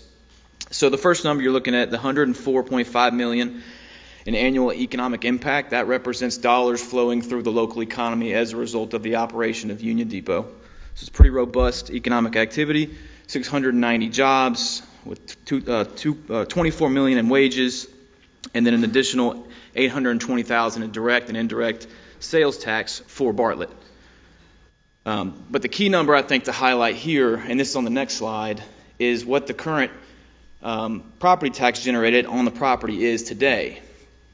Only $2,118 are being generated on this parcel currently, as versus what can be generated upon completion, nearly $500,000 in direct property tax. You add that with your sales tax, your direct and indirect, as the retail component of the project, and the direct property tax and the other indirect and other taxes, all of that, you're looking at $1.7 million annually in direct property taxes and sales tax to the city of Bartlett. It's pretty robust annual local tax dollars to benefit the city. That's all I have. Any questions on those? Yes. Are you wanting to ask something? I saw your mic on. What? I'm sorry, I saw your mic on first. I didn't know if you were going. I don't have any question for him, no. Okay, it's okay. Yep. Okay. So, can you tell me what you're basing the sales tax on? The local sales tax rate for the city of Bartlett. No, I understand that, but I'm saying is what is going in there that would generate that kind of sales tax? Because nail salons don't generate sales tax or a service. There's still sales tax baked into their services. They have to pay it after the fact. But the standard we use for a projection analysis like this, we use the sales per square foot estimate on what that retail space is projected to generate, and then we apply the sales tax rate to that, and it's a pretty simple math. So 9,000 square feet at Union. That's the original. This is only for the new phase. Oh, this is only for so that includes the grocery store. Oh, exactly. You're right. Oh, okay. Okay. This is the new. Yeah. Strictly new. This is not the old. Yeah. Original. That is completely separate. This is only with the new. Oh, okay. Okay. All right. Thank you. Okay. Any more questions? If you were to add them both together, what's the economic impact? I don't have the other report in front of me. I should have done that math. That's a nicer number, just to be honest. I could probably look it up before we're done if I have a moment to. I have my laptop, so potentially I can if the Wi-Fi is good enough. I'm sorry. I do have one more question. Sorry. Okay. So if this is a TIF, what do you anticipate the property taxes to be then? Because we usually get 16% of that over 20 years. Don't have the numbers in front of me. Again, the full report that we've conducted shows that, but this is just the high notes again. The full property tax, whatever it is negotiated and agreed upon in the TIF agreement would be, the percentage that is allocated to the TIF versus what is left over for the city of Bartlett on top of their debt service that's held out by law, and then an admin fee. It's still a substantial amount. It would just be shared with the developer in order to fund infrastructure and public use items to help the project succeed. Okay, thank you. All right. We have one more person that I'm going to call up here, and it's Mr. Kevin Rogers. He's from South Carolina. He's with WRS Incorporated. He is the developer for the grocer, and so we've asked him to come and speak. Thank you. Thank you again. It's Kevin Rogers, 410 Mills Street, Mount Pleasant, South Carolina, a suburb of Charleston. Two things before I start to describe the grocery store to you. Not a complete foreigner. 4 of the best years of my life were in Memphis, at the time working as a real estate representative for Kroger here in Memphis. Talk to you more a little bit about some of the types of grocery stores we've built. We do projects that are tenant directed, so they can be anywhere on the eastern half of the country. A complement to the manner in which you conduct business. 3 things. Working on several projects in the region around Washington, D.C. Never would they have those words behind your heads right there. Yeah. In God we trust. Never would they start a meeting by having a prayer. In places where they need it most, they don't do it. Thirdly, in regards to public comment, pro or con, I think it's all very healthy. Many of those same communities that I talked about, pro or con, a person cannot get up and repeat the same general theme if it's for or against. They get told to go sit down. And what you allow the residents to do here, I think, is a healthy part of this process. I'll address the grocer as best I can. I am under a non-disclosure agreement in terms of utilizing their name. It's full-service grocery store, pharmacy, bakery, deli, about 45,000 square foot store. We have developed, we're in the process of finalizing plans for development of a Sprouts grocery store outside of Washington, a Lidl grocery store also in the Washington, D.C. region. We developed a mixed-use project in Charleston, South Carolina with Publix on the ground floor. If you can picture almost kind of a multi-layered cake sitting on 3 acres, Publix on the ground floor, several layers of parking above that, 7 layers of apartments on top of that. Open and successful to this day. In my days here in the late 90s, on behalf of Kroger, permitted assembled land and permitted new store projects in Oakland. There's Kroger in Oakland, Batesville, Arkansas. Worked on the expansion of the store just down Poplar Avenue. Worked on the new store. It makes me feel old. At the time, it was a new store in Oxford, Mississippi. It's 25 years old at this point. A lot of the things that you heard from people that walked up here that say this is a special community are exactly right. This is a special community. This is a special part of the world. Listen, with that, I know that I can't tell you too much about who it is, but I'm happy to talk to you about happy to answer questions for you about any. Can you tell us who it's not? Is it not Kroger? Can you tell me that it's not Kroger? I think I could. In the world in which I live, I know probably every grocery store out there, and I would rattle off a very long list of grocery stores who it's not.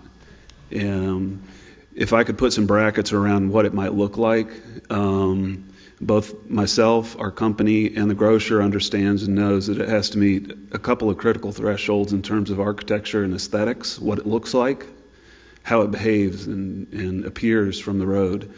One, it has to meet requirements of the city of Bartlett. I can't quote those requirements to you from here, but I'm sure their requirements exist. Secondly, this is the Architectural Review Committee. Mr. Reeves, you and Keith talked about the financial investment that they have invested. They've shown you some precedent pictures. There's things being constructed across the street. I think it's all generally very attractive.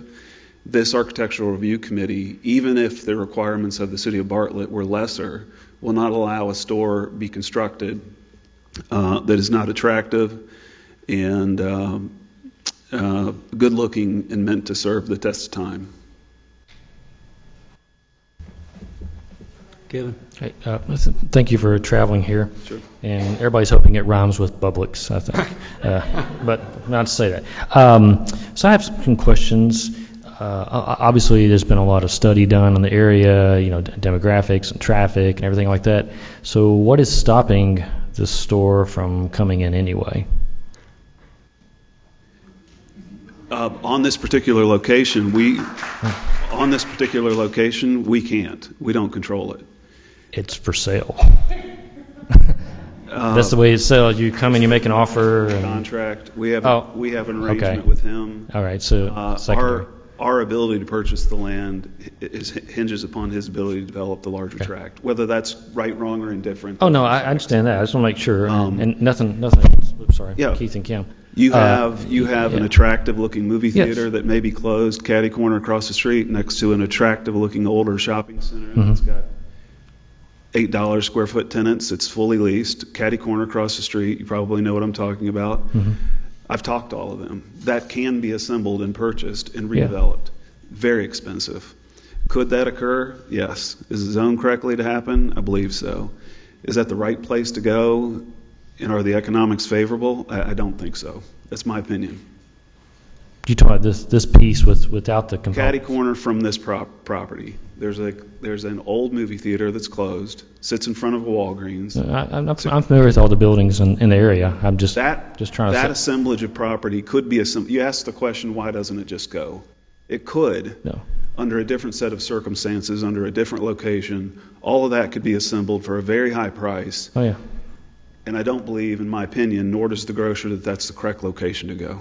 Okay, but I just was trying to see if 360 apartments make or break the store coming here, because people drive in Bartlett for the most part, and they would drive to this unnamed store, I'm sure. I will tell you that more and more of my peers, okay, and that may be a peer group that not too many people think very highly of, but my peer group, the projects they develop are mixed use of this type, okay, where they are a grocery store interconnected with bodies, families, grandparents, parents, and kids. And what it produces at the end of the day, when you introduce the family element into a commercial project together, connected, it's very different than the typical anchored, fully commercial, just a grocery store and a bunch of other stores, and that's it. And it's not connected to houses and apartments and so forth. What you lack are not only the eyeballs of families, parents and grandparents, and the activities of kids, and the concern that those parents or grandparents have for the kids in the neighborhood connected to the commercial development. It helps keep these gentlemen doing what they need to be doing elsewhere. It helps them from being called to what is, at 10 p.m. at night, a completely dark shopping center that attracts the criminal element. Because right next door, whatever the body count is of the balance of Keith's development, you have that many moms, dads, and grandparents constantly looking out their windows, constantly looking out their front doors. They have a text group. If something silly and nutty, knuckleheaded, is going on in the parking lot of the grocery store or whatever the mixed-use commercial component is, it's much more likely to get dealt with quickly and privately when it's connected to a mixed-use development such as that. All right, so that's free security. I mean, I understand that. That's free neighborhood watch. It's family. Yeah, I understand that. So how many parking spots are in front of this store? I would do some quick math in my head. I don't have the plan in front of me, but it's probably is it 80 or 100? I can get that question. No, I just was curious, because if it's all about everybody being able to walk over there, there's an awful lot of parking lot on that 7 acres leading to the building and a gas station. Sure. I mean, look, this is not going to serve only the residents of the balance of his development. It will work either way. Yeah. Bartlett. Yeah, it's going to work either way, as long as it's not like a Save-A-Lot. Sorry if anybody works at Save-A-Lot. Okay. Thank you. I used to help them as well. Okay. Well, nothing against them. I don't anymore. Like I say, everybody's excited about the other unnamed places. Can I ask a question about trends in the market? I'm sorry, what? Can I ask a question about trends in the market? Sure. These mixed-use developments, we've seen them explode in Nashville, like in TIFs being the main underlying tool. And although they're abating the property tax, the sales tax is going bananas, and it's driving a lot of growth in the Nashville area. Are we seeing this as the norm? Are we seeing this as the model mixed-use creation across the country from your viewpoint, or is it kind of, You asked a question about TIFs. Are you saying TIFs and mixed use? Well, I'm saying mixed use. Let's start with mixed use first, right? So is mixed use is it the norm now? I don't think it's the norm everywhere. I mean, there are places that are Some people would call them food deserts. Some people would call them just like desperately in need of like a new grocery store. We got the old ratty version that's been there 50 years. We need something new and modern. Those don't always call for or can support a mixed-use development. I mean, it takes a lot of component pieces and parts to support a good mixed-use development.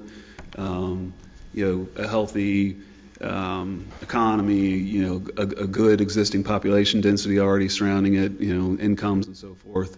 But it is becoming much more common, I think for a couple of reasons. One that I explained to Mr. Quinn is that both the retailers and the home building folks are realizing that having them together creates something better than just the individual parts, having them together.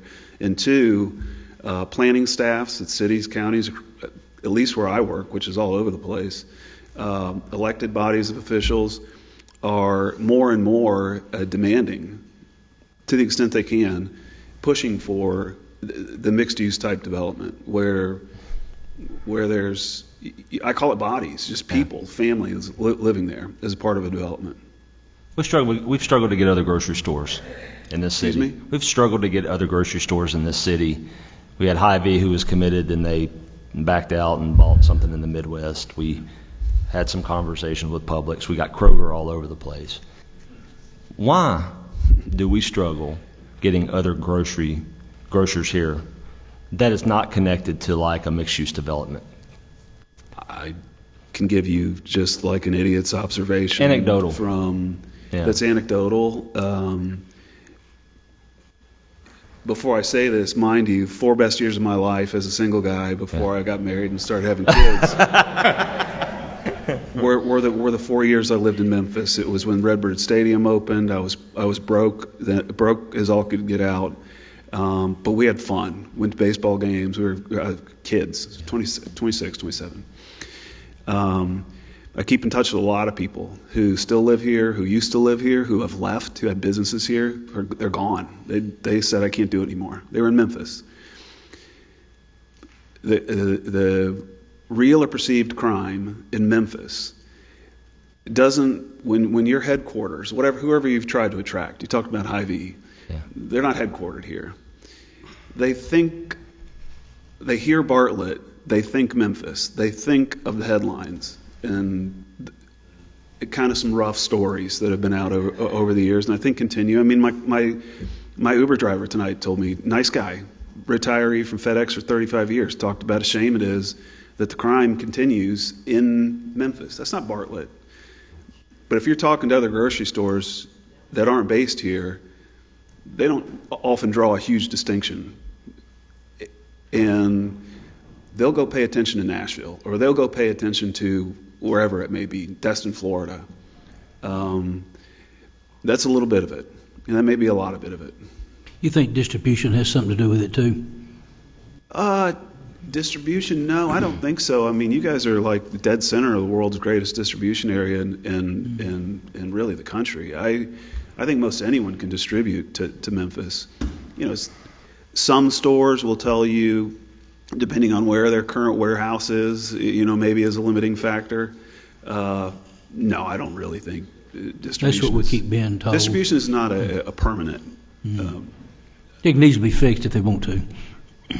They might individually want a distribution center that's closer to a new market that they enter into, wherever it may be. Birmingham. They may want something that's within 500 miles that they can drive a truck to and restock a store. Any more questions? Mr. Grant? Fix say Mr. Grant, but for Mr. Grant or anybody else, for him? I don't know. That's what I was fixing to ask. I just want to clarify one more thing that you said, that with you having this money in it and being in the building industry before, the bank, if the bank sees that this is not going down across the street, they're not going to release those funds to go deeper in debt for that. Is that correct? They're never going to make a commitment to us to begin with. Yeah. Okay. Thank you. Yeah. I guess, sorry, just one more question, so I'll have you here. And you're not under oath, but how long before do you think the Union Depot, the original phase, we built out over to Kirby Whitten? Well, Westerly will be finished by the end of this year, the construction of it. We'll be starting station lofts at the end of this year, first of next year, the site work on it.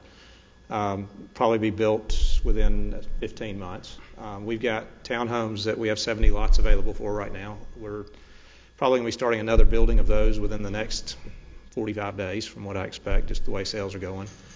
But your houses, the homes will be the last thing to build out, and some of your commercial lots out front, depending on how commercial sales go. But we have 2 more phases of residential lots. Your absorption on the residential side, once we get the models open and moving and everything, I would expect absorption of 25 to 30 units a year in the single family side. So you have 150, 160 over there. So it's about a 6-year build out on that, 6 or 7 years. Yeah. So do you think, and I can't remember if we asked this the other day when we were talking, but do you think because there's so many available homes in Bartlett right now that's affecting those sales? I know it's a different price point. $350 is the sweet spot here. Mm-hmm. Well, I'm going to address that as a market as a whole. Bartlett's really not a lot different than what we're seeing in any other market. The market's slower right now. It definitely is. Rates going up. Our average home price was, we were at $508,000 a couple of years ago. We're not at that price anymore because people can't afford that anymore. And so that's been adjusted. When your typical buyer of a $500,000 home, when the interest rate goes from 3% to 7%, that's about $1,400 to $1,500 more a month for them. And so that takes out a bunch of people from being able to afford those homes.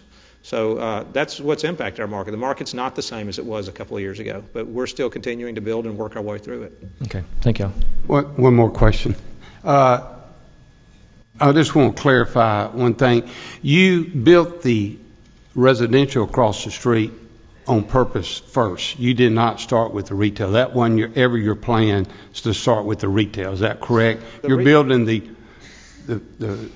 audience there, the people that's going to buy before you start the retail. That's how we feel that we build the value in the commercial out front. Okay. Because the retailers want to see all of that occupied. All of the realtors have been telling us the more people you have here moved in, the more valuable this property out front becomes. Customer base. Yeah, right. And that's why we just haven't jumped at everything That's we've looked correct. at to sell it. Yeah. Thank you. Mm-hmm. That's all the questions? Thank you.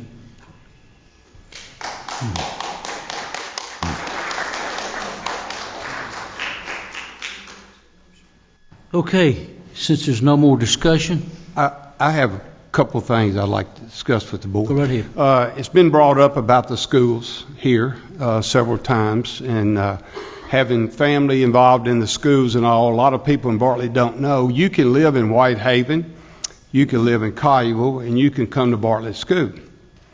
If you meet certain requirements with attendance, grades, and conduct, you can come to school in Bartlett. That's called open enrollment. We have it, Germantown has it, Collierville has it. You have to provide the transportation. So our schools have open enrollment, and that's only if the places are available. Once that space is not available, we do not have open enrollment. The elementary schools are all at less capacity. The high school is at less capacity. It was built for growth. And the academy was never built to throw the freshmen out there at the academy. The main concern, the reason the academy was built, is not to throw ninth graders in with sophomores, juniors, and seniors too early until they can be on their own a little bit and be mature. And that's the reason the academy came off basis. Other schools have them there, but we have the opportunity, when Bartlett formed their school system, to have the ninth grade academy. If you talk to any parents that send a ninth grader out there, they love that they sent them out there for 1 year before they went to the high school. So the schools issues has been brought up a lot, and I just want to clarify some of the facts. David may know even more, but people don't realize you can live in Whitehaven and go to Bartlett High School. And if we get to the capacity, there won't be any open enrollment. And there's a lot of children that do not live in Bartlett that go to Bartlett High Schools that meet those qualifications to come. If they fall out of that, they're gone. But I just want to clarify about the schools. Thank you, Brad. Anyone? Yeah. Alderman Reeves. A couple of comments. I made no bones about the fact that I'm not a fan of, or haven't been a fan of apartments. And much like many of you, I grew up in Raleigh and came to Bartlett during the 80s after a desegregation order bust a lot of us all over the city of Memphis. My parents said, I'm going to Bartlett. I'm getting out of the city of Memphis, sending me to Klondike, and my school is right across the street, right? So a lot of us made the migration to Bartlett back in the 80s. And in the 90s, we had significant amounts of annexation. We've annexed a lot of property over the years, right, in the city of Bartlett. And that, to some degree, is how Bartlett boomed and was born and boomed in the 80s and 90s. As we got into the 2000s, we had issue with the school system. And the big issue was that Arlington High was built, and they sent kids from Bartlett to Bolton and Arlington and gutted Bartlett High School and bused Cordova kids over into Bartlett. And in the process, destroyed the west end of town. So, you know, not too long after that, we got municipal schools. I was on that board, right? I went through the hell of creating a new school district for the city of Bartlett because I knew, based upon my parents and the way that they migrated, that they wanted good schools. And that's what we have now. We have good schools. But one of the things that's concerning me, and I didn't really think about this before, was that in 2018, our population was closer to 60,000 people, 59,465. In 2023, it was 56,000, with projection of 1% decline year over year, right? And the question that I had to ask myself is, with real estate being full for the most part, why are those numbers going down? And what I found out when I became a parent and my kids left is that I'm staying here, we're all staying here, but our kids are leaving and not coming back. That's part of the reason why that number's in decline. The school system is going to have space because they have maxed and they are in decline on their numbers. So they have room into the future for in the school system. And it's a fact. You can talk to David Stevens if you don't believe me, but it's a fact. No, it's declining because there's nobody up there that's defending the Bartlett system. Hey, hold on. Hey, I'm talking. We're not doing this. You can't ask me to leave for speaking up. I can ask to leave because I'm speaking my mind as a Bartlett citizen. Jesus Christ.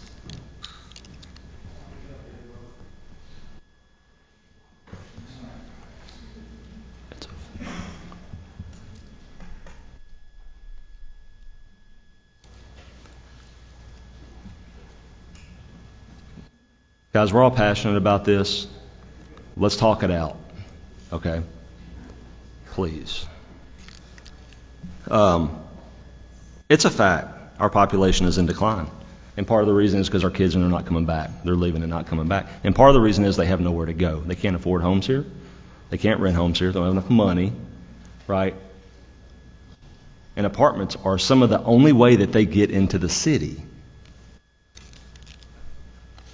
So the question I had to ask myself is, our city really has nowhere else to grow. Do you have any other property in the city that we can actually go and get that doesn't include an incredible amount of infrastructure that's required? North of the Loussahatchee, $1 billion or more of infrastructure. There's no way we're going to annex that and build that out, right? Retail, 3% vacancy rate, right? And we had to raise the property tax rate this year because costs have gone up and we have not grown enough to balance the equation. Okay. So the question that I have to ask myself is, are we creating our own issue by being so determined to not allow different types of family builds that it hurts our ability to recruit young families to the city? We have to ask ourselves that question.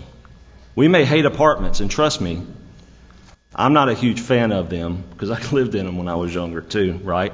But the apartments have changed, and the reason why people live in them have changed.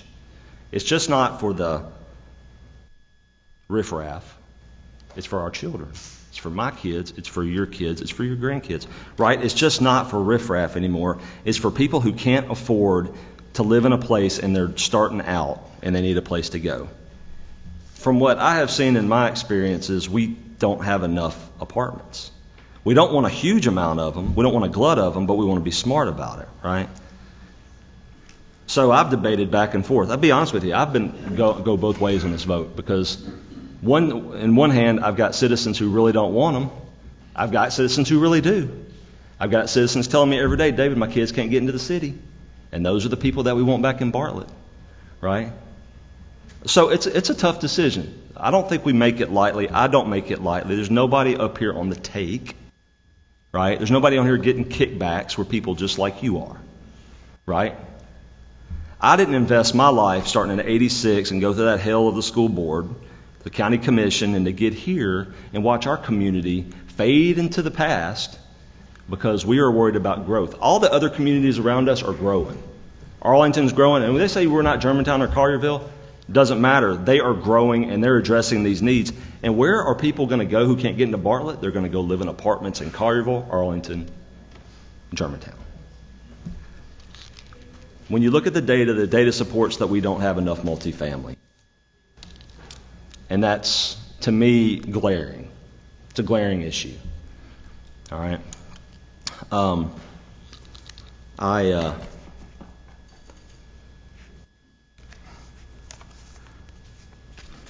I've debated going back and forth, but just thinking about where we are and kind of how we've developed over time. Bartlett has no trajectory without doing some growing one way or the other.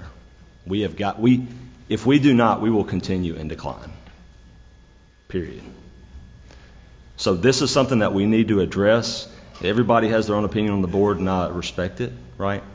But for me, knowing how much he's got into it and how much he's put into it, and all the factors regarding what the triggers are, I'm more inclined now to support it than I was 2 weeks ago. I think Mr. Grant did everything we asked. We took votes to force Mr. Grant to take this plan and revise it to where it was more acceptable. And that's what he's done. So thank you for doing that and listening to us. But I am very torn because on one hand, I don't want to do it, but what I'm seeing, how it's affecting our community, where everybody else who are growing are doing these types of projects, and we're scared to take it on because we're worried about crime. So that's kind of my thoughts on it. And I've come a long way, and I've spent a lot of time looking at it, and I'm just really concerned that we are, on the rental side, we're creating it's a self-inflicted gun wound.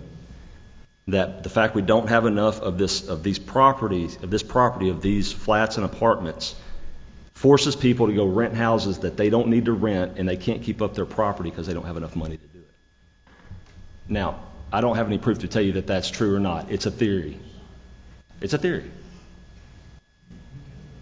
You know, but there's nothing else that we have done up here that's going to stop rentals.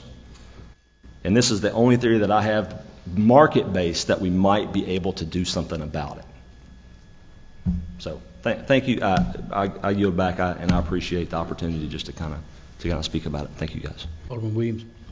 I just want to kind of piggyback off of it because, so as we've been talking about this and Little Bears and all of that, and I think back being a little girl and my dad being in the Navy and my mom and I being in apartments, and we lived in Whitehaven when Whitehaven was really, really nice. And in our complex in Whitehaven, our apartment complex, they had a security guard at the gate. You had to, very, very safe.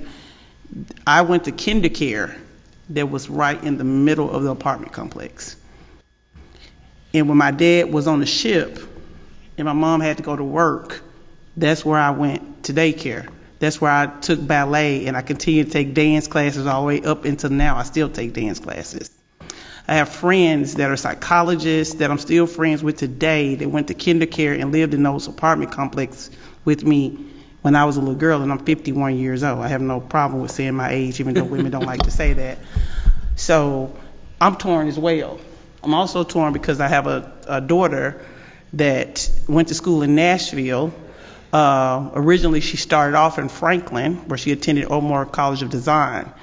And Franklin had multi-use complexes, very, very nice, very, very nice complexes, where they had, restaurants, they have Publix, they had all kind of things in Franklin, and that was in Franklin, Tennessee. And we know about Franklin, Tennessee. It still has that old town feel. I met Reese Witherspoon's mother there, talked to her on many occasions at the I can't even think of Puckett's eating. So when I think about Bartlett, I think about Franklin, Tennessee, and I think about I felt very good dropping my daughter off in Franklin and her living in an apartment complex because her school did not have dorms. My attitude changed a little bit when she went to Nashville and started going to Belmont, and she lived in Nashville apartments.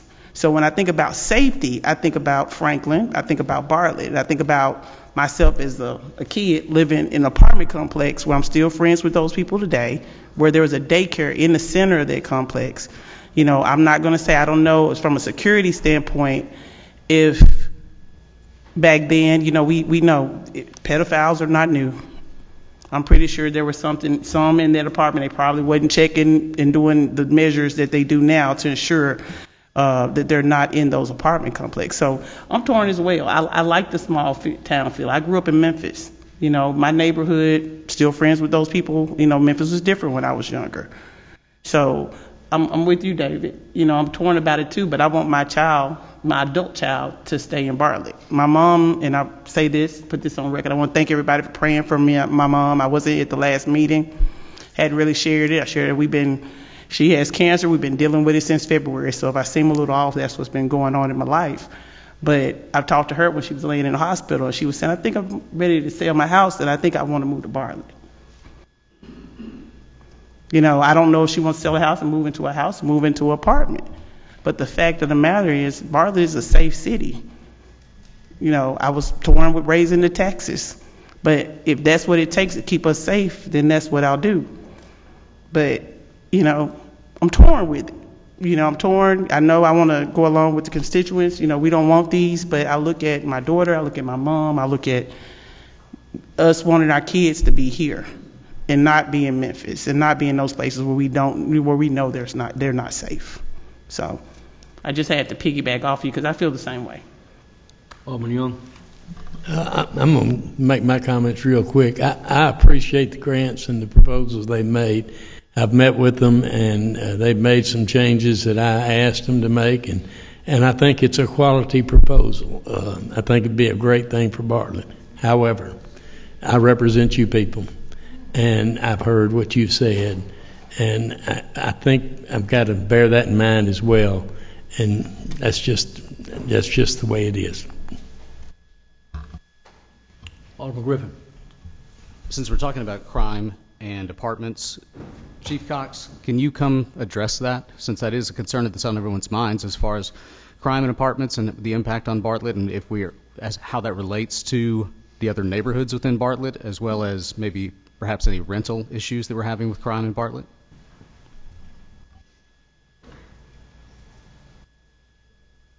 Yeah, no problem at all. I think that when you look at our overall numbers, we answered, on an average in the last few years, we've answered about 5,000 incident calls in our city. Only about 1.6% of those come through our apartment complexes. That averages about 1 call per 100 residents when you talk about in the apartment, where about 60% come from our residential, our incidents, our calls of service. So as you look at we do have a PowerPoint if you'd like to see it. You can go to the next slide, but you can see where most of our calls are at the residential single-family housing. 1.6 of those are in the apartment complexes. 37% are going to be taken in our commercial areas. So when you look at apartments in a whole, they have a very minimal impact on our calls for service when it comes to emergency calls. You can go to the next one. And this just kind of breaks down the calls per residence. I think right now, not including Union Depot's first phase, I think there's about 871 residents living in our apartments right now, and that's and we're averaging about 1 call per 100 residents a year. So, and that's on average of the last 3 years. which could go up or down. As you can see, most of our calls are going to be single family. Obviously, that's most of our community is a bedroom community, so most of our calls are going to be single family residents. And I think we got one more just to kind of show you about emergency fire calls. I'm not a fireman, so you'd have to back that up with the fire department, but our studies show that only about 1.15 of our fire calls come from those residents in apartments, where most of them are going to come from commercial or single family. So I don't know if that breaks down what you're asking, but I think when you look at the overall picture, if you're asking me, does the apartment complex have a huge effect on crime, I would say no. That it's a minimal impact of what I see in the stats that we have, the data that we collect. Chief Cox, while you're at the podium, do you just want to address crime overall in the city, the direction that's headed? Yeah, our crime's down. As we got about down on our crime index about 27% from the year before. Our property crimes are down about 42%. So when you look at the whole of our city, we live on one of the most dangerous. As you've seen, most of the comments here tonight show you that we live on one of the most dangerous cities in America. But when you cross that city line, because of the efforts of the police department and our residents, our crime is a low crime rate compared to everybody else. Thank you. Any more questions for Chief Cox? Oh, no, sir. I had a general statement. Nothing else for you. Sorry, for me. Did you have a question? Yeah, Okay. yeah, just confirming that number. If we went back in that slide, it's 1.6 calls. 1% of our calls 1% come from apartments. Yes, and how many units of apartments from our apartment complexes do we? How many units? 1,200. Is that it? Yeah. Alderman Quinn. I'm sorry, I didn't have anything for Chief Cox, but thank you for running through those numbers. Yes, sir. Appreciate it. I just had a general statement. Yeah. But I didn't. Sorry. Thank you. Thank you, Chief.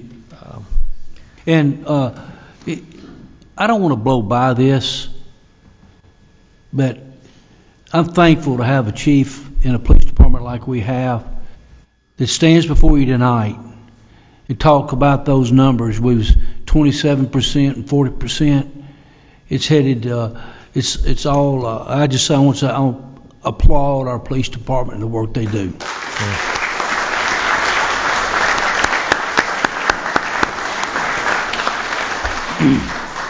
Alderman Quinn. I just want to say real quick about apartments in general. I don't have a problem with apartments. When I was living and working in Memphis, I lived in apartments, and I would move around every year just because I didn't like the neighbor that stomped upstairs or parked too close to you all the time or something like that. My mother used to keep my address in her old address book in pencil because I was always moving around Midtown, East Memphis, Mud Island, things like that. Before you ended up in Bartlett. So I have no problem with apartments per se, and I don't think we should really delve off into the crime issue. I mean, the fire is the greatest thing, probably the danger versus the crime in Bartlett. But I want to thank the Grants for taking the time with all of us to run through all this tonight. I know everybody's hot and tired. It's been kind of a long night. The AC does work in here normally till we get a crowd, but I'm glad to see everybody and thank them for all the information they've given and, like I said, the time. And thank you all for coming out to talk about this and give your opinions on it. And looking back on the history of Bartlett, there have been a lot of apartment complexes brought up, a lot not permitted, except for annexations. Quail Ridge and the Highlands are some of the most recent ones that Bartlett had. So we don't have a history of doing that. But honestly, at this time, I have 3 kids, and I want them to stay here. And I'm hoping one of them will stay with me when I'm old, and they can help me around the house. But there are a lot of rental options. There are hundreds of available apartments and rental homes.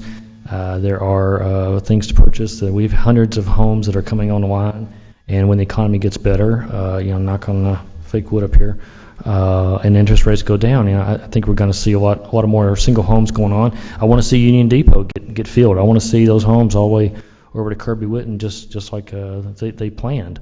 And so that's all I want to say about that. But thank you everybody for coming out and sitting through an abnormally long session, and we're not even close to being done. But thank y'all. If there's no more discussion, we'll place the roll before the Alderman.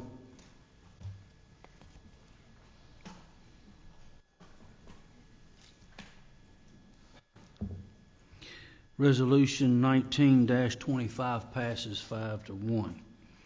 There is no consent agenda at this meeting, so we'll move to new business. Madam Clerk, will you read?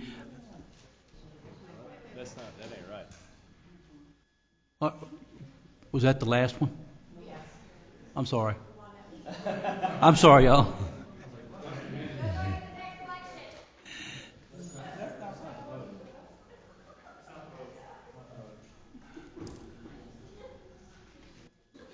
I was trying to speed things up too fast. I'm sorry.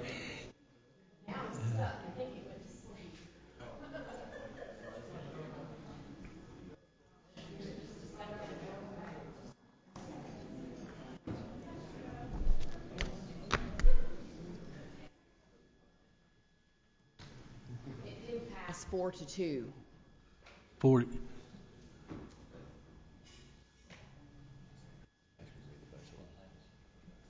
It will not display. Can you read the votes? I can. Yeah. Alderman King voted yes. Alderman Griffin voted yes. Alderman Reeves voted yes. Alderman Williams voted yes. Alderman Young voted no. Alderman Quinn voted no. So resolution 19-25 passes 4-2. Now, if you want to leave, you can leave. There is no consent agenda at this meeting, so we move to new business. Madam Clerk, will you read item number 1 into the record, please? Purchase Falcon 3-ton transporter. I'd ask Mr. Matt Crenshaw, is he in the crowd? Matt here? Oh, here he is. I'm sorry.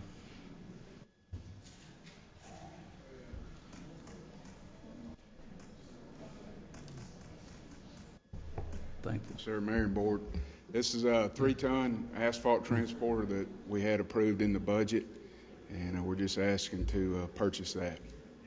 Move we approve. Motion properly second. Any discussion on the purchase of a Falcon 3-ton transporter? Hearing none, Madam Clerk, present the roll.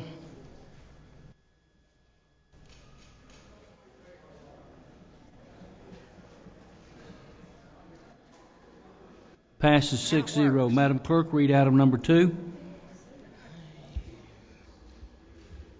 Resolution 20-25, a resolution to amend the fiscal year 2026 general fund budget to appropriate $6,500 for qualified law enforcement officers funded by the State of Tennessee Recruitment and Retention Grant Program. Mr. Dick Phoebus, Director of Finance, you're recognized. We have received $6,500 from the state for the recruitment and retention grant. If approved, this payments will be made to, I think, 3 different officers on the July 31st payroll. Move we approve. Sorry, second. The motion, was there a second? Second. Second. Any discussion? Madam Clerk, call the roll.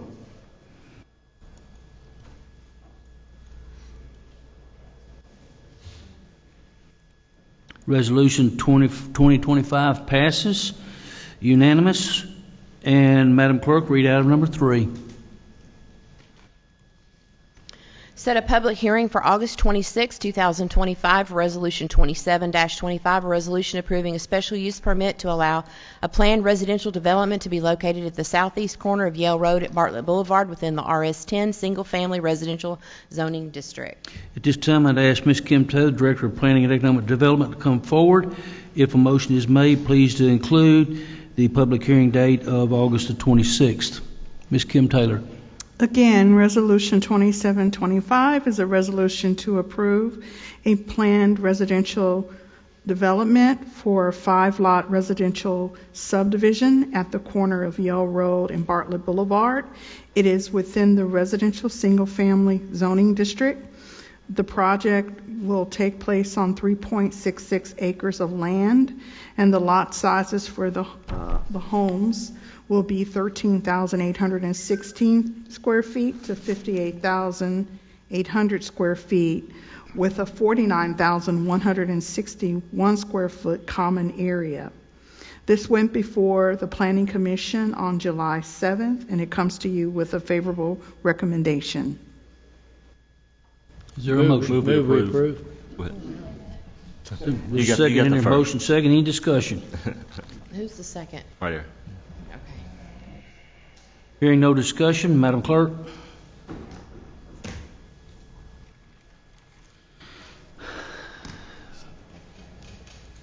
The motion, who made that motion? Jack made it and I seconded it. And part of your motion was set to public hearing? We're going to set the public hearing as for August 26th. Thought I heard that.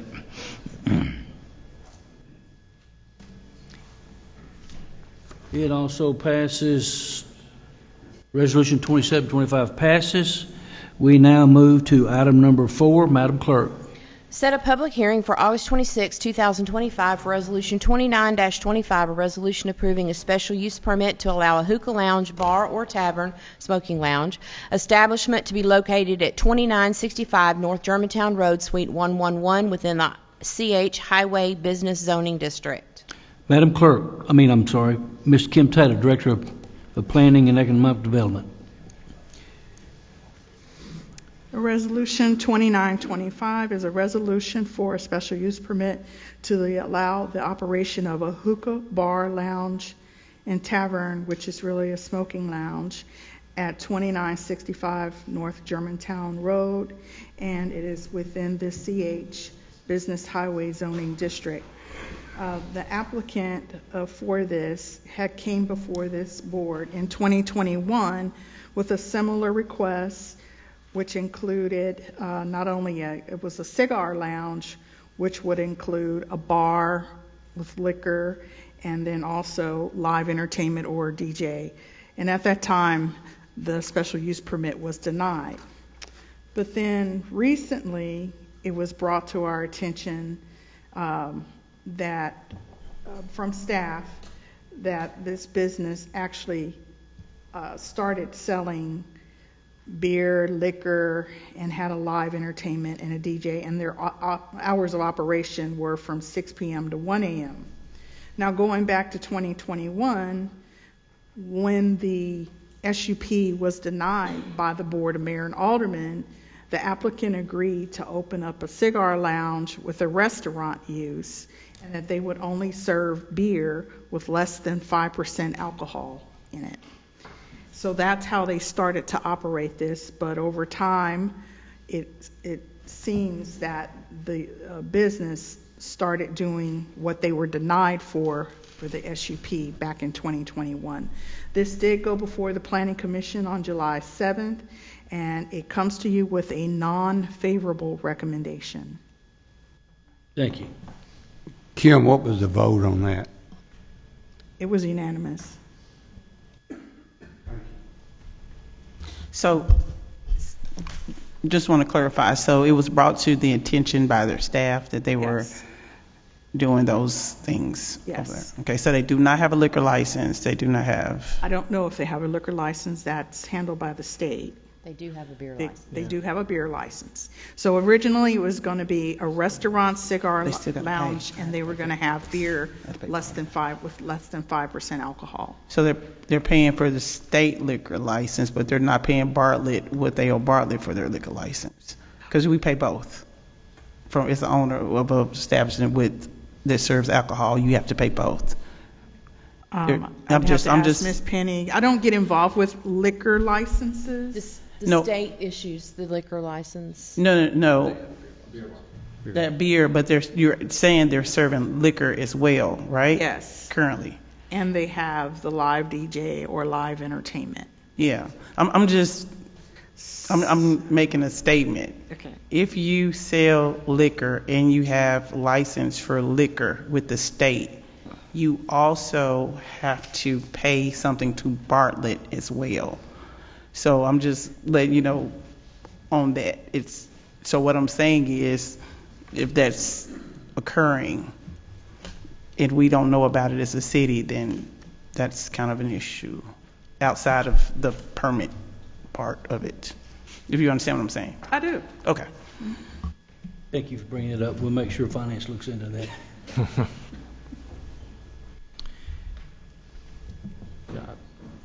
Yeah, I have a question. So, have we ever established how long they were out of compliance? Now, it didn't come through planning that this was going on. It would have came through codes that this was going on, so they would have to establish a timeline.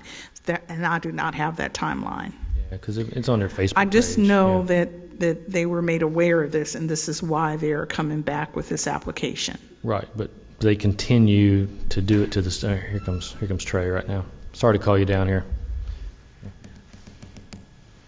Yeah, because I'm curious. Like I say, I was originally voted for them in the beginning, but then they agreed to all the criteria. Then I'm curious how long they were not doing, because they've been advertising on Facebook, all the drink specials and everything like that. And then after you told them, I'm sorry to put words in your mouth, but questioning, I guess. After you told them they were in non-compliance, they kept doing it, right? Because I still see stuff all the time. First of all, this is Ms. Trey Arthur, Director of Code Department. Answer the question, please. Give us your address. So it came to our attention. We reached out to the owner. The owner said that they were approved by the state for a liquor license. However, they were not approved for the use through the special use permit for the sale of liquor there. He also had an expired business license as well. So part of the renewing of the business license, we were making sure that, hey, you can't sell liquor at this location. He said, well, I've been doing it the whole time I've been here. That's a long time. So, and I don't know which you could go back through Facebook feeds and stuff and see. Yeah, and I saw it, and I was at the Planning Commission meeting, and they didn't show up to say anything, and I guess nobody's here tonight either. So, okay, thank you. So, Chair, to entertain a motion to approve or deny. It is just set the public hearing. Sorry. Motion said it. We kind of need to, so Yeah. I moved that we approve and set the public hearing for August 26th. I second it. We've got a motion second. Any more discussion? Yeah, I have one more question. So, in the meantime that we set this public hearing and they keep doing everything, what's the ramifications for that? We'll get with Code Department tomorrow and follow up with that. Okay, thank you. We just want to make sure we do that appropriately and legally. So, any other discussion? Madam Clerk?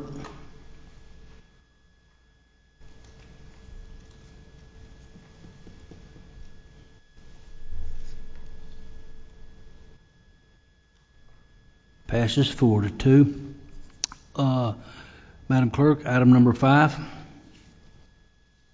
Set a public hearing for August 26, 2025 for Resolution 30-25, a resolution approving a special use permit to allow residential mixed-use development to be located at the northeast corner of New Brunswick Road and Highway 64 within the CH Highway Business Zoning District. Ms. Kim Taylor, you're recognized this time. Again, it's for the purpose of setting a public hearing on August the 26th. Resolution 30-25 is a resolution to allow a residential mixed-use development at the corner of Brunswick and New Brunswick Roads. It is within the CH Highway Business Zoning District. The property is 25.73 acres, and they are proposing a mixed-use development that will include 312 flats that will be up to 3 stories tall, along with 7 acres of commercial. With this development, there will be a major street improvement made, which will allow the current Brunswick Road, the corner of Brunswick Road and New Brunswick, to be made into or cut off into the development where the new frontage will be New Brunswick Road and Highway 70. So the property would then be at the corner of New Brunswick Road and Highway 70. With that being said, this project went to the Planning Commission on July 7th, and it comes to you with a favorable recommendation. Thank you, Ms. Taylor. Move we approve and set hearing for August 26th. Motion? Been properly second. Any discussion?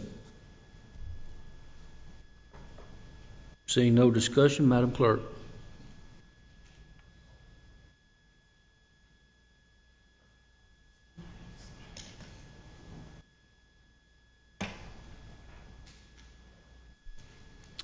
The resolution 3025 is approved by setting the public hearing on August the 26th. The We now move to open discussions, open to the board. Any board member have anything they wish to share? Hearing none. Any director have anything they wish to? Todd, do you got anything you want? Where's Todd at? He's always has something he wants to say. I wasn't going to say anything, but since you called me up. All right, it is this Friday. Friday. They're getting good. Only 2 left for this year. So Food Truck Friday, we will have Taco Titan, Barbecue X, Mr. Casa, Rockin' Rodney's, Good Groceries will be back. They're good. Llamas and the Fry Guy. And then Saturday is a huge day. We're going to have the Bartlett Station Farmers Market, 8 until noon. We've also got a fitness series in Freeman Park with Deep River Fit at 9 o'clock. It's free. Just go to deepriverfit.com and sign up. Let them know you're going to be there. And Saturday night, Isabella and Sebastian at Bartlett Live at 7 o'clock. They are actually dropping their first album Friday. So check them out on YouTube. Check out the album. I think you guys are going to like it a lot. And before I go, can I congratulate Debbie Gelano on 30 years of service with the city? She's done. And if I didn't say anything, I would get in trouble. So congrats, Debbie. Bye. Yeah. How do you work here 30 years and only be 27, right? Mr. Paul Wright, Director of our Parks and Rec, Special Events. Good evening. So to my right, I've got Mallory Bird, our Special Events person, and then to my left, we've got Felicia Knox, who is our Bartlett Library Director. We wanted to share with the community that we have an upcoming partnership to throw the Back to School Bash Family Fun Day, and we're partnering not only with the Library Parks Department, but also with Shelby County Division of Community Services. Glenn Mullins, who is the district connector for us for McWright, we're working with their office to help provide this community event. So I'm going to let Felicia tell a little bit about part of the library's portion. So for the library's portion of the event, we will be doing arts and crafts, we have face painting, and there will be a backpack and school supply giveaway. While supplies last. Yeah. We've got a lot of generous donors in the community. For the Division of Community Services, so they have been setting up some vendors that will be available, everything from free haircuts, free health screenings like sports physicals. We'll have vision screenings through the Lions Club as well as hearing screenings. So we've got a lot of great activities for families to get ready for school. And then all the fun stuff I'm going to let Mallory talk about. We are going to have food trucks and bounce houses, and we're going to have lots of games. The Rec Rover will be there, so come and play a game of cornhole, and your kids are going to get to touch a truck with our Bartlett Fire Department. So we're going to have a lot of fun while getting a lot of good resources. And this is all free to the community. It is Saturday, August the 2nd. It's going to be at the Bartlett Library, the venue at Bartlett Station, and the banquet hall area, as well as the outside from 10 a.m. to 1 p.m. So come on out and have some fun with us. Yeah. Thanks. Good stuff. Thank y'all. Any other director?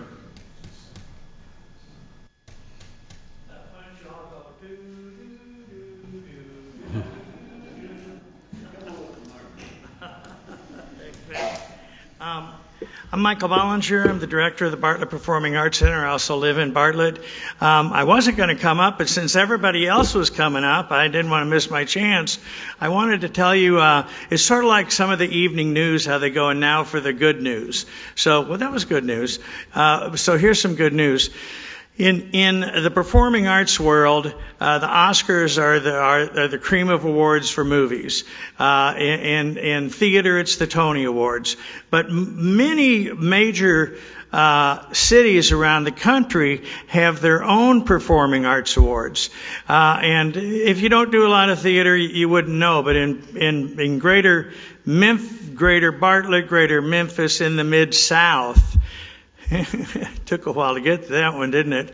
But there are probably about 15 theaters. There are big ones like Theater in the Square and Theater Memphis, and then there are more modest-sized ones like the Bartlett Performing Arts Center, and they have awards every year. Well, this year they had 63 different plays and musicals nominated for the awards. And from maybe 12 different theaters around the Mid-South.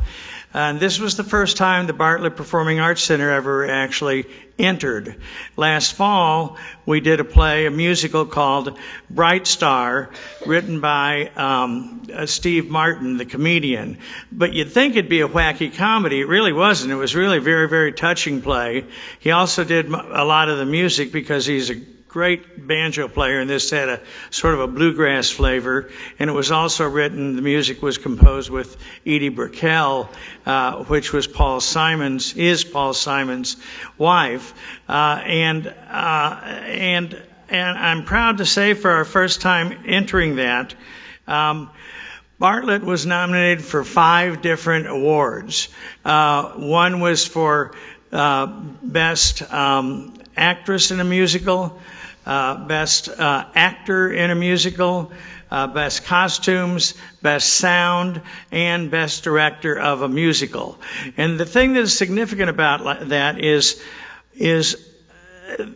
all the other shows we bring in concerts.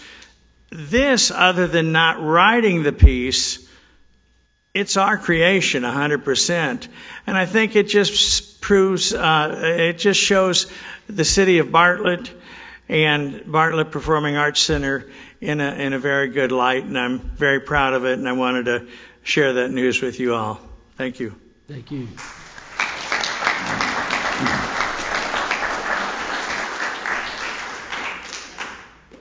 Seeing no more directors wish to be recognized, if you're a citizen, completed the open discussion citizens forum prior to the start of the meeting, you may come forward, state your name and address for the record. You'll have 3 minutes to speak. Lee Gregory. Lee Gregory. Right here. All right. Lee Gregory, 3942 Appling Road. I'm here tonight to speak on behalf of my neighbors as well as myself. Been a Bartlett resident for about 3.5 years, and in that time, I've experienced quite a few issues at my property. One mainly being speed in the area. Where we are, we're bordered by 70 in Memphis, Arlington. Seems as though when people come in our neighborhood, they just pick up speed for whatever reason. My mailbox has been knocked over 3 times, twice in the last 2 weeks. It's done significant property damage to it. This time they completely obliterated it. Each time the car suffered significant damage. This second time the car flipped over on its side. The patients had to be extricated. I'm a Memphis fireman. We see those high velocity accidents quite a bit. It's quite shocking to be on a road like that that's 2-lane and very narrow, to have cars speeding. The speed limit is 30 miles per hour. I've seen people speed with excess of about 70 miles per hour. There's a sharp curve right there at 3rd Road in Appling. What we're asking for is some speed enhancements. We do see the police out there from time to time to do speed traps. However, they can't be there 24/7. Our road needs some modification. Tonight we talked about growth. Bartlett is growing. One of the things that attracted me to the area, I was a downtown resident. It was great. Apartments came in, which we lived in. They expanded way more. We wanted something more peaceful. We found Bartlett to be that place. With that growth going on, it is now affecting residential neighborhoods like that I live in. And I'm out there on a regular trying to cut grass, do normal things, my kids walking and running. That is a huge danger. Luckily, so far it's only been property. Next is going to be somebody's life. And we can sit here and make fun of that and think that it's not going to be, but I promise you, at that rate and those amount of cars that are cutting through there, we're going to have somebody get severely hurt. I don't want that to happen.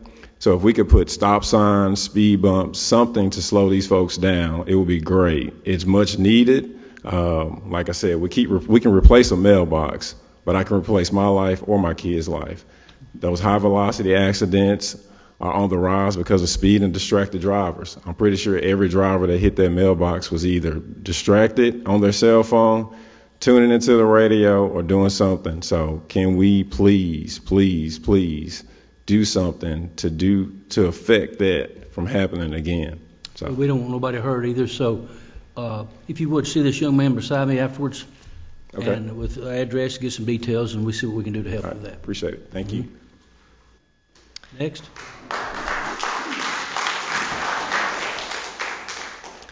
Billy Bryan. Good evening. I'm Billy Bryan. I reside at 3571 Thistle Valley Lane in Bartlett. It's been a long night, so thanks for hearing my concerns especially. I wanted to bring to your attention a matter about the Bartlett Library Board.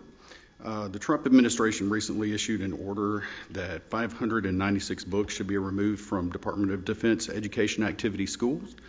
And this list includes materials that are LGBTQ plus topics directed at children. And some of these titles are currently in our Bartlett Public Library. The list includes titles such as Baby Drag Queen, The ABCs of the LGBT, My Princess Boy, Uncle Drag Queen Hero, etc. To help inform you about this problem, I wanted to examine the issue from two perspectives. First is that of the point of view of a parent, and although my children are now young adults, I clearly remember reading bedtime stories to them when they were learning how to read. It seems like just yesterday, in fact, how quickly the years pass. But I can't imagine choosing to read transgender bedtime stories to my kids. And that may, in fact, be nightmare-inducing to them. But it's currently being funded by the city of Bartlett. This conversation isn't about banning ideas or consensual behaviors amongst adults. It's about protecting children. And unfortunately, that's necessary because these kids are being attacked by a radical ideology, and that is being paid for by our city. The second perspective is that of a taxpaying citizen. Our taxes recently went up about 30%. I'm in favor of highly functional and efficient public services. But I hope that we could agree to trim at least a little bit of money from the budget, and an easy spot for that would be funding these types of inappropriate books to be put into the hands of even preschool children. Our Bartlett Library Board recently voted 6-1, not just to keep these books in the library, but specifically in the children's section where they can be found by even preschoolers. So I've got two questions to make them quick. Number one, personally, do you support putting these types of books into the hands of preschoolers? And secondly, if the answer is no, would you please send a memo of your feelings on the subject to your Bartlett Library Board members? I really appreciate your time. Thank you. Thank you.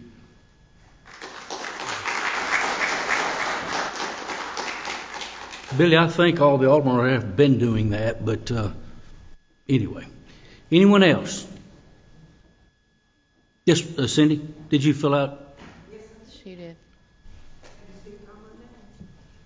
Back in February on Valentine's Day, we kicked off a program at Little Bears to get a safe haven baby box in Bartlett at Station 1. We have gotten the electrician donated, the monitoring donated to the city. We've also gotten the construction company donated, and now all we need is $20,000 to put this baby box in place. We have the QR code now from the city. I met with Justin McNeely this afternoon. I would appreciate all the donations y'all can send that way so we can get this project done. We started on Valentine's Day because we thought that was appropriate. We came up with this idea because there was a baby in the city of Memphis that was thrown into a dumpster alive, and the baby died because the father was 50-something years old and the mother was 15. She was scared. She didn't know where to go. I know a lot of people don't understand baby boxes. Yes, you can go to a hospital and drop off a baby, but if you're that young woman looking somebody eye to eye, you're going to have a lot of questions to answer. This gives them the opportunity to save the child, put them in the box, shut the box. The paramedics are notified, and then they can take care of the baby from there. It also gives the mother information where she can decide if she has remorse and wants her baby back. She has 30 days to retrieve her baby back from social services. I really appreciate everything that everybody's tried to get this project going. I also appreciate the grants changing their plan a little bit. I really appreciate the votes tonight from Jack and from Kevin. I personally don't think we need any more apartments, those of you that kind of told me one thing and did something else, I don't appreciate that. My life is lived on honesty and what I say. So, but I know everybody has different ideas and different plans and different agendas, and I appreciate that. But thank y'all for your time. Sorry it's so late. Now y'all have to go home, but you don't have to change diapers at 6:30 in the morning, do you? Y'all have a good evening. I'd just like to say that thank you for that initiative, Cindy, and we need those grant funds raised. This baby box will be placed at fire station number 1 here, and the cost is relatively significant, but she's made a lot of strides, so I want to encourage everyone to give to that so that we can get this project going. And it's also tax deductible. Hey, Cindy, if the best way to give to that is the QR code is... It's on the Little Bears Preschool site, it's on the Bartlett site, it's on the firefighter site. All you gotta do is just go in there. I said, if everybody I'd ever invited in the city of Bartlett paid $5, I would have a baby box in every one of the sessions. Thank you. Is there anybody else left? Yeah. Okay. Yeah, I'm Randy Flanigan. I live at 3955 Appling. Got some pictures here of the road in question. I'd like for them to look. This mailbox that's in question on Appling has been hit 5 times since I've been living in Bartlett on Appling. 2 times the cars were flipped on their roofs, causing injury to the drivers. The last time it was hit was by an SUV by a grandmother with her grandchild in the back car seat. This has become a very dangerous situation with Appling. Appling Road is 700 yards long between Highway 70 and Memphis-Arlington Road. We used to be called the Old Ellendale, and we still are pretty much the same. We have beautiful oak trees down one side of our road that we're very proud of. And the light poles and the power poles are on the opposite side. There is no curb, there is no sidewalk. You come off of Appling Road, you're in the ditch and you're in a tree or somebody's yard. Mm-hmm. I have noticed through the years that the speed has gotten just unbelievable. When they come off of Memphis-Arlington to Appling, you've got 700 yards of straightaway almost, except for the small curve at 3rd and Appling. They reach speeds up to, I'm retired, so I see it. I do my yard work all the time. They hit this road doing 50, 55 miles an hour easy. Mm. And like I said, that mailbox has been destroyed 5 times. One car, the last one, went on its roof. 2 other cars were on its side. And then just a couple of weeks ago, before it got hit by the SUV and the grandmother, it was hit again by a young lady who just drove straight into it. And one of the pictures here, you can see one of the causes of it. Most of the time this mailbox gets hit, it is northbound traffic on Appling. They come through that intersection of Highway 70, and they've got wide road. But when you come into the Ellendale section in our residential area of Appling, we're a narrow 2-lane road with no place to go but stay on that road. If you'll look at one of those pictures, I just happened to take it today, and it was kind of humorous. There was a red car that made that turn at 3rd and Appling, and they had crossed over into the yellow lane because they're going so fast they can't stay in that lane. And if you'll look at the angle of where that mailbox is and where that curve is, if they see traffic coming back southbound, they got to get over, right? Because they're already in the yellow lane. They're driving so fast, when they come over, they keep steering to the right. And what's the first thing they go into? That brick mailbox that's been destroyed 5 times. And it's because of excess speed. And probably some distraction here and there, but mainly it's speed. I've noticed that out there in Cordova, what's the name of that street? Who?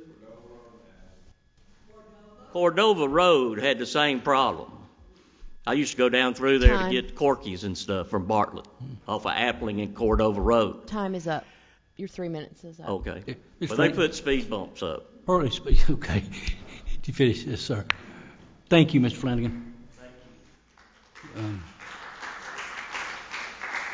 We'll get your pictures back. You got to be hit that with a lot of force, knock a brick mailbox out of the ground like that. And break it in half, yeah. So, It's filled up with concrete brick, it's not hollow. Anyway, Madam Clerk, was anybody else?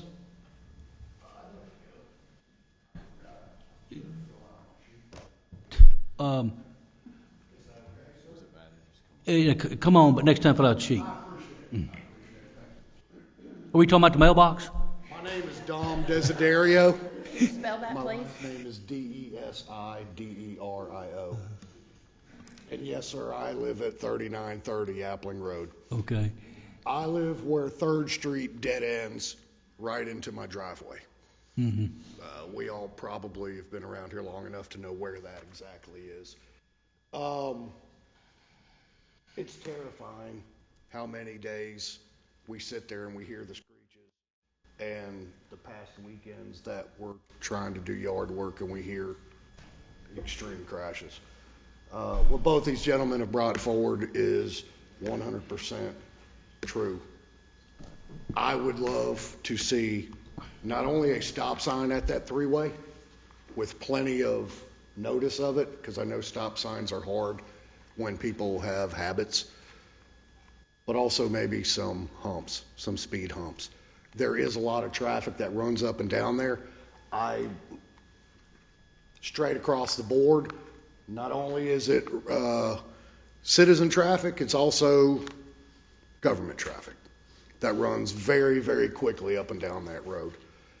It is a major thoroughfare, but I wanted to come up, and I will yield back the rest of this and just say I felt like I needed to stand up with them to tell you that we need help right there in that area.